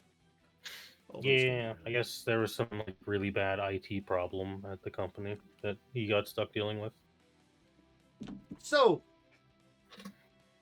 Wednesday. So I'm gonna say I was talking to Joe, and apparently he really disliked the later half of the plane ride from the week before. He did message me about that, and I'm like, I'll just agree with you because I don't want to argue. Which was why? About work. I don't know. Deal with it. 100%. To talk to me, it sounded like he maybe wanted some more skill checks thrown in. Yeah. I could see that, but sometimes for me it's just nice to not have to fucking roll anything. I mean, to be fair, like, I get that. Like, I don't... Because that's the thing, like, when I was playing Ixpanor, my complaint wasn't that, we didn't have enough social encounters. My complaint was that when the few times you gave us social encounters, you never had me roll. That was literally me forgetting a lot of times, too. It's like, oh yeah, I should add a check-in. Yeah, it's all like, I literally have this stat and you literally have made it useless, but that's a different problem. But yeah, as far as it goes, it's like I feel like we've had plenty of skill checks. Like I haven't had a ton, but it's also like still the beginning of the game. And to me, the ultimate goal of Shadowrun is actually to plan so well you don't have to do anything. Yeah. And I feel like it was a plane ride. What are we gonna roll? Yeah, the roll to not piss your pants, I guess. Mm-hmm. But that was like a little side note there, just because we talked about the game last week. I thought it was goofy and fine. I thought it was funny. But this week was an interesting one because I think there was a lot of interesting. There was a plan that could have gone really badly. So, the main things that happened I think there were three big things that happened. So you're in town. One group of you goes to go to Frosty's contact. So you go check in with the contact, you find some information out, and that was the big thing there. And that, I think, went well. There wasn't a lot of extras to that entire thing. I think there was some discussions on some other things you could possibly do there, kind of setting up some things. Because again, like, first part of any good Shadowrun mission is a lot of legwork. You're trying to find, you're tracking a guy. You're like, okay, we're in town. We know he's showed up here. We don't know necessarily what he's doing here or where he is. We gotta start asking around. And then in the meantime, another group went and contacted the local delinquents, which was great. As you do. Mm-hmm. Why not? Yeah, I mean, they could help. Honestly, Yeah, AK-97s or whatever. I don't know why all children are armed, but they are. I just find it funny that it's specifically they've called it an AK-97. It is an AK-97. As if just another version was made. Apparently, it's an upgraded version. That's the Shadowrun version of it. I mean, it technically, I guess, exists, but it's not really. I don't think it's called an AK-97. Also, like, you just say AK-47. It's more cool. Well, I mean, so Or that's the thing. Like, AK-74. the AK-47 is called that because it was made in 1947. It's not like it was the 747th version of the AK. Oh, so maybe this one was developed in this world in 97. We got a new version of it that came out. It's just kind of goofy. Look, I'm not gonna lie. For it's Avtomat Kalashnikov. Yeah. like the initial idea that Automatic Kalashnikov, basically. Because they kind of stopped naming them after years. Yeah. The initial idea that Nox had was really terrible. I'm not going to lie. Because, like, the kids are technically part of the same gang, but they're, like, the youth section of it and tend to be... It's like, as they kind of described it, it's kind of like this pyramid scheme of, like, groups. So that, like, the higher up you get are probably worse and more powerful. And the initial group, I thought he was going to try to look for, like, those mid-level people, which are pretty awful. And I'm like, that's probably a bad idea. He ended up finding the kids, which was a much better idea. But it was a weird direction to go to. I think it ended up fine and was funny. And then, of course, Jane nuked some things because,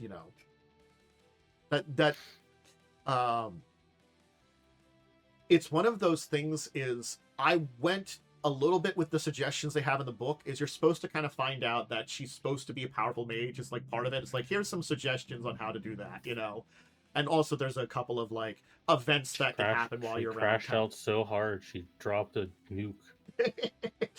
Look, I'm gonna be real honest, and I have a feeling that like Joe's character's probably gonna see it and not like it, depending on the demographic of people they were trying to kidnap. All of those gang members might be getting executed.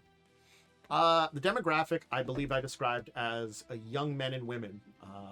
Basically, like, I would say, like, probably preteens to teenage, school students. I'm thinking I'm pulling my gun out, and each of them's getting a bullet to the back of the head. The ones that are the gang members that are just on the ground with broken bones from a stun nuke. Look, with the way this town is, I'm not going to argue against you. This is as much as there can be bad places in a lot of places in Shadowrun, you're in a feral city. Things can be very bad here. A lot of places at least have some form of law. Yeah, the horrible I'm going to kidnap you and do terrible things or force you to do terrible things gang tends to be one of the major sources of law. That's the one that just got also nuked. May or may not be like a backstory reason for not liking the kidnapping of people. I mean, probably. Jane's not going to argue with you, honestly, if you do that. Oh yeah, you get the sense we're also going to have a very conversation later with her. I do have to come up with me specifically. I do think I want to come up with like a list and put it into the chat of like some things you're going to be doing and planning, because that's going to help out with me. I think it's sort of like you've got you wanted to go to the store, which you can also check in with the store, which we're talking about. And then of course there was talking with Jane, and there was a couple others I think that were thrown around there of some things that you kind of work. And I also was going to say, like, the information from the connections getting back to you, which I know is Joe's gonna go get his car. Joe getting his car. That's a big thing there too. Yeah. So it's coming along interestingly, but I kind of like there's a lot of aspects that are going on that is kind of like I'm gonna have to see how they work out. So again, I'm saying as a person running the game, it's sort of like I think it's fine. Is there anything I think at this point in time? Because it's a good point to sit down with like two of you to see like is to work on here too. I think the game is largely going well. We have ample time to role play with each other. We just often maybe don't choose to. Or we just do it like keep it kind of short because we are on a time schedule.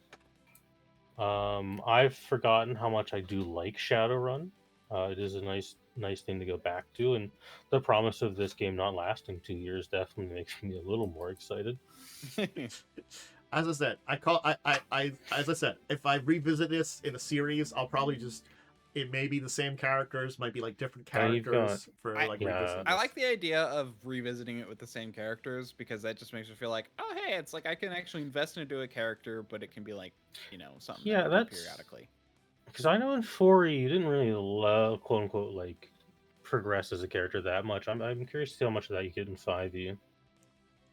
I think I have to look into it because I know it might be a little bit different 5e, but you might theoretically be gaining some karma between these sessions. Yeah, because I know of this book being it's 3 parts, right? Or is it 4 parts? It's 4 parts and a kind of somewhat unofficial 5th.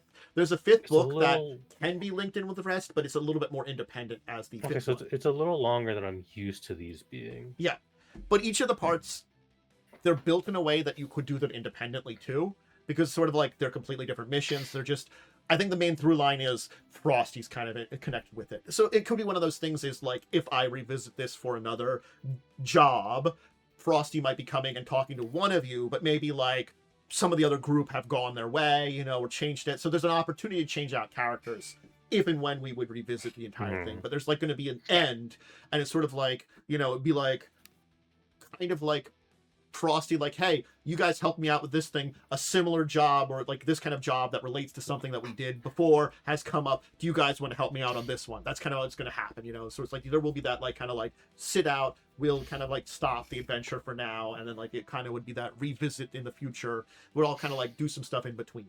I think that's what I kind of want to handle it as, like, we want to do that there. So we'll, it's those characters we left there, we can definitely revisit them, and like, again, as I said, if some people can't join then, or some people want to change out their characters, it'll be an option, because it's everybody's back in Seattle, and we can kind of have like maybe like a couple months, like as we are also going through time, we could have like a time skip there too. Hey, a couple months go by, some things happen during that time period. Anyway. Yeah, no, I think the game's largely going well. It's obviously only like 3 sessions in, but yeah, I think we got a good base. We got a good team. I like everyone's characters. I do very agree on that. I'm having a good time with everybody's characters, and I think they're working together well. I think the only thing I have to say is certainly speaking, but figuring out some of the mechanics and stuff too. And as much as I love Joe's character, he did choose the most complex out of all of you. He did. He has a habit of doing that. He has been doing that more lately, which isn't necessarily bad. The one thing I will say, the only thing I think that could improve the team is a decker, but we're not in a place where that really is required. I kind of thought that he would do a little bit more. I thought Joe was playing a decker for the longest time. I thought he was doing kind of like a half rigger, half decker thing. Like, because we made it clear we weren't going to be having a decker. So, I'm going to say here, that was a thing that he did with his character, which isn't necessarily bad, but traditionally, when you build a type of character like a rigger, you want to be a half decker, because the thing about it is Joe is good on part of it. There are aspects of drone rigging that Joe is not good on the technical side, because programming is very important to it, and he can't do it. He's got to pay for the program. When I played my 4E character, so? I did a half and half, and it worked out pretty well. Yeah. I think it should have been something. It's one of those things that is something that I think he didn't need to invest in, but it would have been helpful for him to invest in. I think in this situation, because of where we are, to largely be fine, provided I'm going to assume we do leave Lagos at some point. Most of the story will kind of take place in nearby to Lagos. I'll kind of say this Mhm. here. So it's kind of by the end of this story will lead you out of Lagos at the back end of it, though, too, for the kind of more finale kind of stuff. Because, like, you're kind of... There's a bunch of little different movements that we're kind of, like, working on here. Mhm. And, you know, we're very early on into it, I'll kind of say, like, here, Yeah, too. absolutely. You have a name, and that person will know more information. So if you go talk to the guy, he is a guy that knows more. He's a big kind of guy in town. Now, will he know everything you need to know? Hard to say, but you know, he's the go-to in a lot of basic information, and that will lead you down a path that you can kind of keep on going on. Granted, there are other sources, but, like, you know, no one's really explored any of those other sources necessarily. Yeah. I think that's the thing there too. Is like it's the one. This is the one that the book kind of gave me with information. This is what Frosty can kind of figure out very easily if you follow her leads. But it's sort of like there are other options that I know about in the town. Reading about the information, it's just like, again, it's that one thing of like. I think it's another thing that's like different in Shadowrun. Is there is a little bit more freeform and kind of knowing your abilities and stuff that takes a little bit more to kind of understand a lot about it too, in the different directions you can go. Like, I'm not gonna lie, Joe's web search isn't a terrible idea. It's just that he has to the amount of success you're supposed to get on it are pretty high, and it's very difficult to get to that. Granted, again, like it's I don't know if the system's translated as well between 4E, 5E for that kind of challenge check that they had it as. Yeah, there was a specific way of handling it based on how deep you wanted to go. Effectively, the rules you have are for a cursory search, whereas you're supposed to go for a like if you do it in 5E, when you do a deep search, you just basically add, so instead of a minute, it's 30 minutes, but it also increases the difficulty. But like that's the time interval. So the time interval increases based on how deep you want to go. Effectively, because the idea for the check in 4E was, you know, you can go pretty deep in there, because there was like I had these charts for different things you could search into that have charts based on like connection power and then like your own searches where it tells you how many successes on these extended tests you have to get to find the information. I think something to remember as well, so it doesn't get lost, is, and I had to do this too, is to like kind of pull back and remember that the internet in Shadowrun is not the internet of real life. Yeah. So it is not as simple as just Googling a guy's name. Yeah. It's both more advanced and more primitive. It's the thing that it's weird. It's the thing that things develop differently for Shadowrun. You have to think about the way our internet developed. It took place over like the last 20 years, let's say, like halfway through that in the early 2020s, 2000s, magic came back and a whole lot of shit happened. In 2029, the existing internet was destroyed, and a new one had to be similar to Cyberpunk. So, yeah, the Matrix. There was that really cool crash virus that would turn you into goo if you got infected by it online. Yeah. So, it and even then, we aren't the Matrix 2.0 because there was another pretty major crash that occurred there too. So it was built in a completely different way than we understand it now too. It's not that there aren't searches and stuff like that, but like, you know, it works a lot differently the way that the information is spread now too. It is both better and worse than what we have. It's the kind of way to look at it. Because we're 2080, I think at this point wireless has only existed for like 10 years. Yeah, true good wireless. Because again, it was not only did we loot, like the infrastructure kind of got destroyed in a lot of ways with the crash, but the infrastructure we replaced it with was made to honestly handle the new because we discovered while doing this the technology to put your like to do the like upload yourself technology, so like the hot seat stuff. We discovered that fixing the crash virus or trying to undo like some of the damage it did. So it's sort of like we invested in that in the Shadowrun world. So it is a very different thing of like connecting your brain to the internet, you know, rather than using the technology in a lot of ways. So it became a lot more organic in a lot of ways, but that also meant much harder infrastructure than something like that. That's a lot more information, sending your brain online and having it do stuff rather than just using, you know, all the internet. So that's why it's like the wireless took a lot longer to get out in there. And, you know, it's again, as I said, more advanced and less advanced at the same time. Yeah, in a lot of ways, Shadowrun is a much like worse tech level than real life. Yeah. It's there are certain aspects where they developed a very good technology and replacement, and other aspects where they lag behind, and it's like a weird thing to kind of think about, but it just was the situation of their world. And also, it's the one thing that I do like about all the additions is they started out with that basics that would have been the basis from like the 80s idea of some things, and they could see as like the, oh, it's an alternate world, here's how it develops, and they've worked with developing that technology more akin to what we have, but in an interesting parallel path, and have like they've worked with what they set up, what the people in the 80s set up, you know, and I think, or late 90s, you know, Yeah. early 80s set up, and I think that's been really cool about how the technology's developed, you know. So Yeah, I'm like kind of skimming the Matrix section, so it seems like almost like, yeah, it is kind of like the internet, but it's also kind of physical, so it's almost like in a weird way. So it's almost like you have to like, you know, yeah, you can search for something, but you have to like go into like an archive and search in the Matrix rather than, you know, like just getting something sent to you. The wiki has two really good representations from the Hong Kong game. It's like a really good way to look at how matrixing works. Also, you can die from going into the Matrix. Yeah, there is Matrix combat. Yeah, if you hot seat, which you it's can a pain die. in the ass, but you could technically run Matrix combat. It just sucks. Technically, if you cold seat, you could possibly die too, depending on the things you have. Yeah. But cold seat's a lot harder because you have a lot more protections in place. Basically, it depends on how much your brain is like jacked into the Matrix too. Again, it's a lot more of a physical thing because so you can die from casting a spell.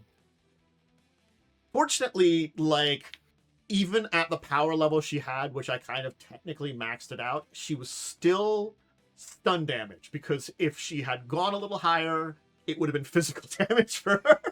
That's the difference. You is cast a spell and then explode. Yeah, you because it's harder in Shadowrun than it is in Warhammer, but you still God, yeah, no, it's so bad in Rogue Trader and Dark Heresy, where you can just like, oh shit, I screwed up my roll, suddenly a demon prince has climbed out of my chest and I'm dead.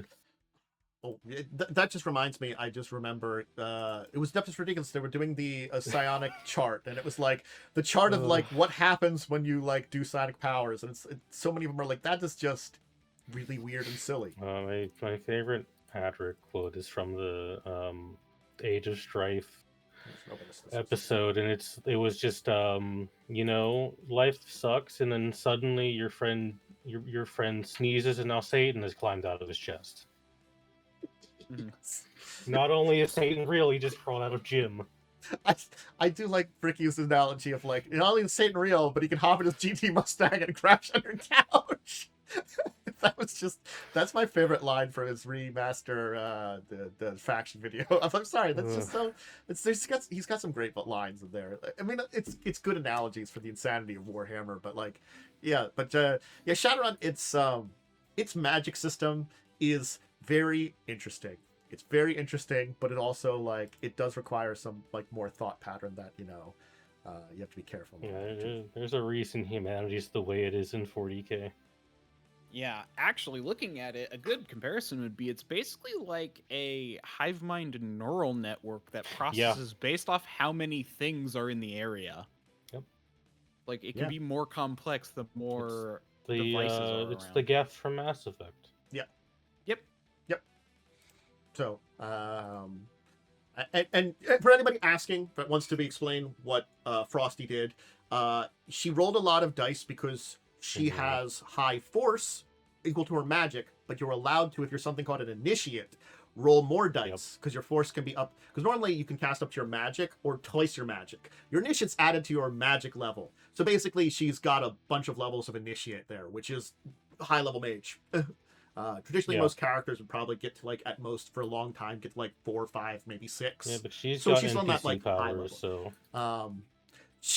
I'm not gonna lie, she's actually a character in like some stories and stuff too. I actually it's the unfortunate thing is I know who she is, Ah, yes. and the twist is not going to hit. I don't know if this. the way it I don't should. know if the twist comes up too much, and I don't know how much she'll talk Yeah, no, about. I either. know I know who she is. Yes. Yes. She's a, She she- may have appeared in the 2-year-long Shadowrun game I was in. ah. She shows up in many Uh, places. The one where the missile came back. Yeah. And it's a thing that it's like it's in Catalyst's writing that they have her and her shenanigans exist Yeah. in. So this is like actual shenanigans. Just as a note for people out there, though she may or may not be, she is connected with some of the actual more weird characters Yeah, of the game, which she's a include really greater cool dragons character. and immortal elves, because there are She's a actual really cool immortal character. elves, and she is connected at least with some of them, you know, in her storyline. They will not come up in this adventure unless you do something Thank really God. stupid. Thank I God. think there's some chances of like one of them showing up in one of the later books. I hope Maybe. not. Look, the only one I think that might show up is like it's I not don't like want to Harlequin. deal with these. I don't want to deal with these fucking weirdos. No one wants to deal with Harlequin. He's a weird asshole. No one wants to deal with them. Look, I went over the lore of them. I looked into it. It's a weird lore. It's that different level of like Shadowrun goes in some weird lore sometimes, and you're like, that's like yes, because, and I know why that exists. It exists because of Earth Dawn, and Catalyst still uses a bunch of stuff from that, even though they don't really technically have Earth Dawn anymore. It's like when Paizo, one of the Paizo writers, is like, I played this really cool Pathfinder character. I'm just going to put them in this adventure. Get that character. I remember that character, but I forget which one that was. Do you remember the lady with the sentient dinosaur? Yeah, that's the writers of Hell's Rebels' actual character. Forgot about the sentient dinosaur. It is a self-insert. I gotta be honest, Velociraptor with rogue levels. Forgot about that dinosaur. I remember like looking into that dinosaur years ago. All about. We encountered it and we very quickly moved on. Anyway, thanks, writers. Anybody do anything else this week up until I Saturday? played some Magic on Friday. Ooh, how'd the Magic I games didn't have fun. Sorry to hear. I can only enjoy so much when I'm told low power decks and everyone shows up with bullshit. So it would be like the time, which I still had fun though. Did I show up with the crab deck when everybody was playing like actual decks? I found the crab deck online. Lynn was playing a graveyard shuffle deck, which is not too bad. Her partner was playing a very, very broken land shuffle deck, which lets you sack lands and play them from graveyard to get bonuses. And then River played a quote-unquote group hug, but a group hug of I steal your stuff. And I'm just like, all right, I guess I just won't fucking do anything and like just sit here. It's an unfortunate thing. There is not really a great like way to tell the power of Commander. No, and they made it harder by just reducing it to 4 brackets. It's definitely a mess right now with the entire bracket system. How did that go, Worm? Went well. I went and delivered a note to the captive dwarves who were hopefully going to save at some point, saying, "Hold tight. We may have killed the leadership, and the chaos is now ensuing." And then when I came back from doing that little stealth mission. Oh, by the way, while I was doing that stealth mission, everyone was still fighting things because apparently the moment I leave, more enemies came in. And then when I get back, like everyone's kind of starting to run off, and I'm like, okay, my speed is half of your guys's, so I'm just gonna stay here and guard the prisoners because Joel just left. That's basically it. It was kind of like there's a lot that happened, but it was relatively simple. It was a We're lot still that doing happened, round by round. but it was like a simple kind of overall what the story happened. It was like a lot of the moment to moment, but that was overall the part. I get that there, what you're saying. Cool. Yep. I That's it then. I don't think there's anything else. I think we hit up all the stuff we had this week. I can't think of anything else I did that was kind of major, at least tabletop wise. I think it was a fine week. We'll see how everything goes. So hey, thank you everybody that joined us today. I hope you did enjoy everything. I think unless you got something, Momo, I'll turn it over to Worm for his shout out. No, I got nothing. All right, I turn over to Worm for your shout out. I'd have to make sure that. Wow, I already put a 9 in there. There we go. Yeah, I'm DiamondWyrm. You can find me on twitch.tv/DiamondWyrm or at DiamondWyrm on Twitter, Blue Sky, and YouTube. And my next stream will be tomorrow, Sunday, at 10:30 a.m. I really should say 10:15 because it's somewhere between 10:15 and 10:30 is when I start. But 10:30 a.m. PDT. Do I want to play? I'll either be playing more Silk Song or Tactical Breach Wizards. One of those two. Good games. Yeah. I'm not gonna lie, I'm very bad because like so much stuff happens in like real life currently that like, and you know, I'm really bad at sticking to an exact section. I can tell you a general time I will be live and be like, that's generally what I'm gonna try to be live. If I'm gonna be live that time, it's a good day. You know, that's the kind of thing I've been on like lately, unfortunately. Getting a little better. Things are actually beginning to quiet down. It felt like a little better this week. There was a couple things that came up that messed with that, but overall, a little quieter for me. But I should be back on Tuesday. I've been enjoying playing the 2018 God of War. I'll probably play more of that. It's Nice. fun. Yeah, it's just a good time. Have you tried telling your family that I need to be doing this thing at this time? And if you Yes. I don't- somehow Yes, get the I feeling have. they don't listen. And No. have you also walked away and just gone and done it when they don't meet that timeline? No, because then no one does it and things go wrong for everybody, including myself later on. Unfortunately, I've lived that life. I mean, things went wrong when I did that with my family. I just let it happen. Yeah, I'm too much of a nice guy. I'm just too much of a nice guy.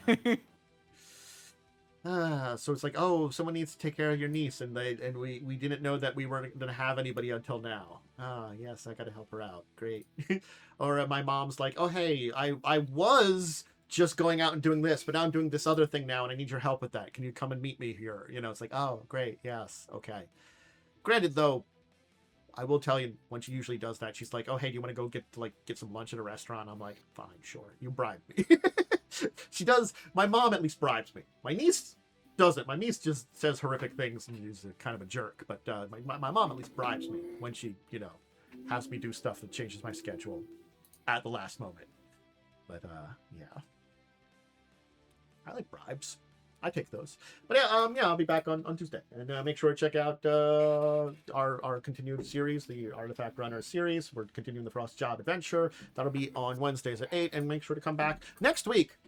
Hey, where hopefully either one or both these folks will be joining me once again for talking more about tabletop. And I will say for now, also, you know, if you're watching this on YouTube, which most of you probably are, check out links below and all that kind of stuff. Make sure if you're on one or the other, check out the other one, etc., etc. So all these end up over on YouTube. So if you want to watch the old ones, I do recommend that too. You can see some things that maybe you missed that you want to check out, or a lot. The deeper discussion topics are really great to hear on any of these that you want to check out older ones on. So I do shout those out.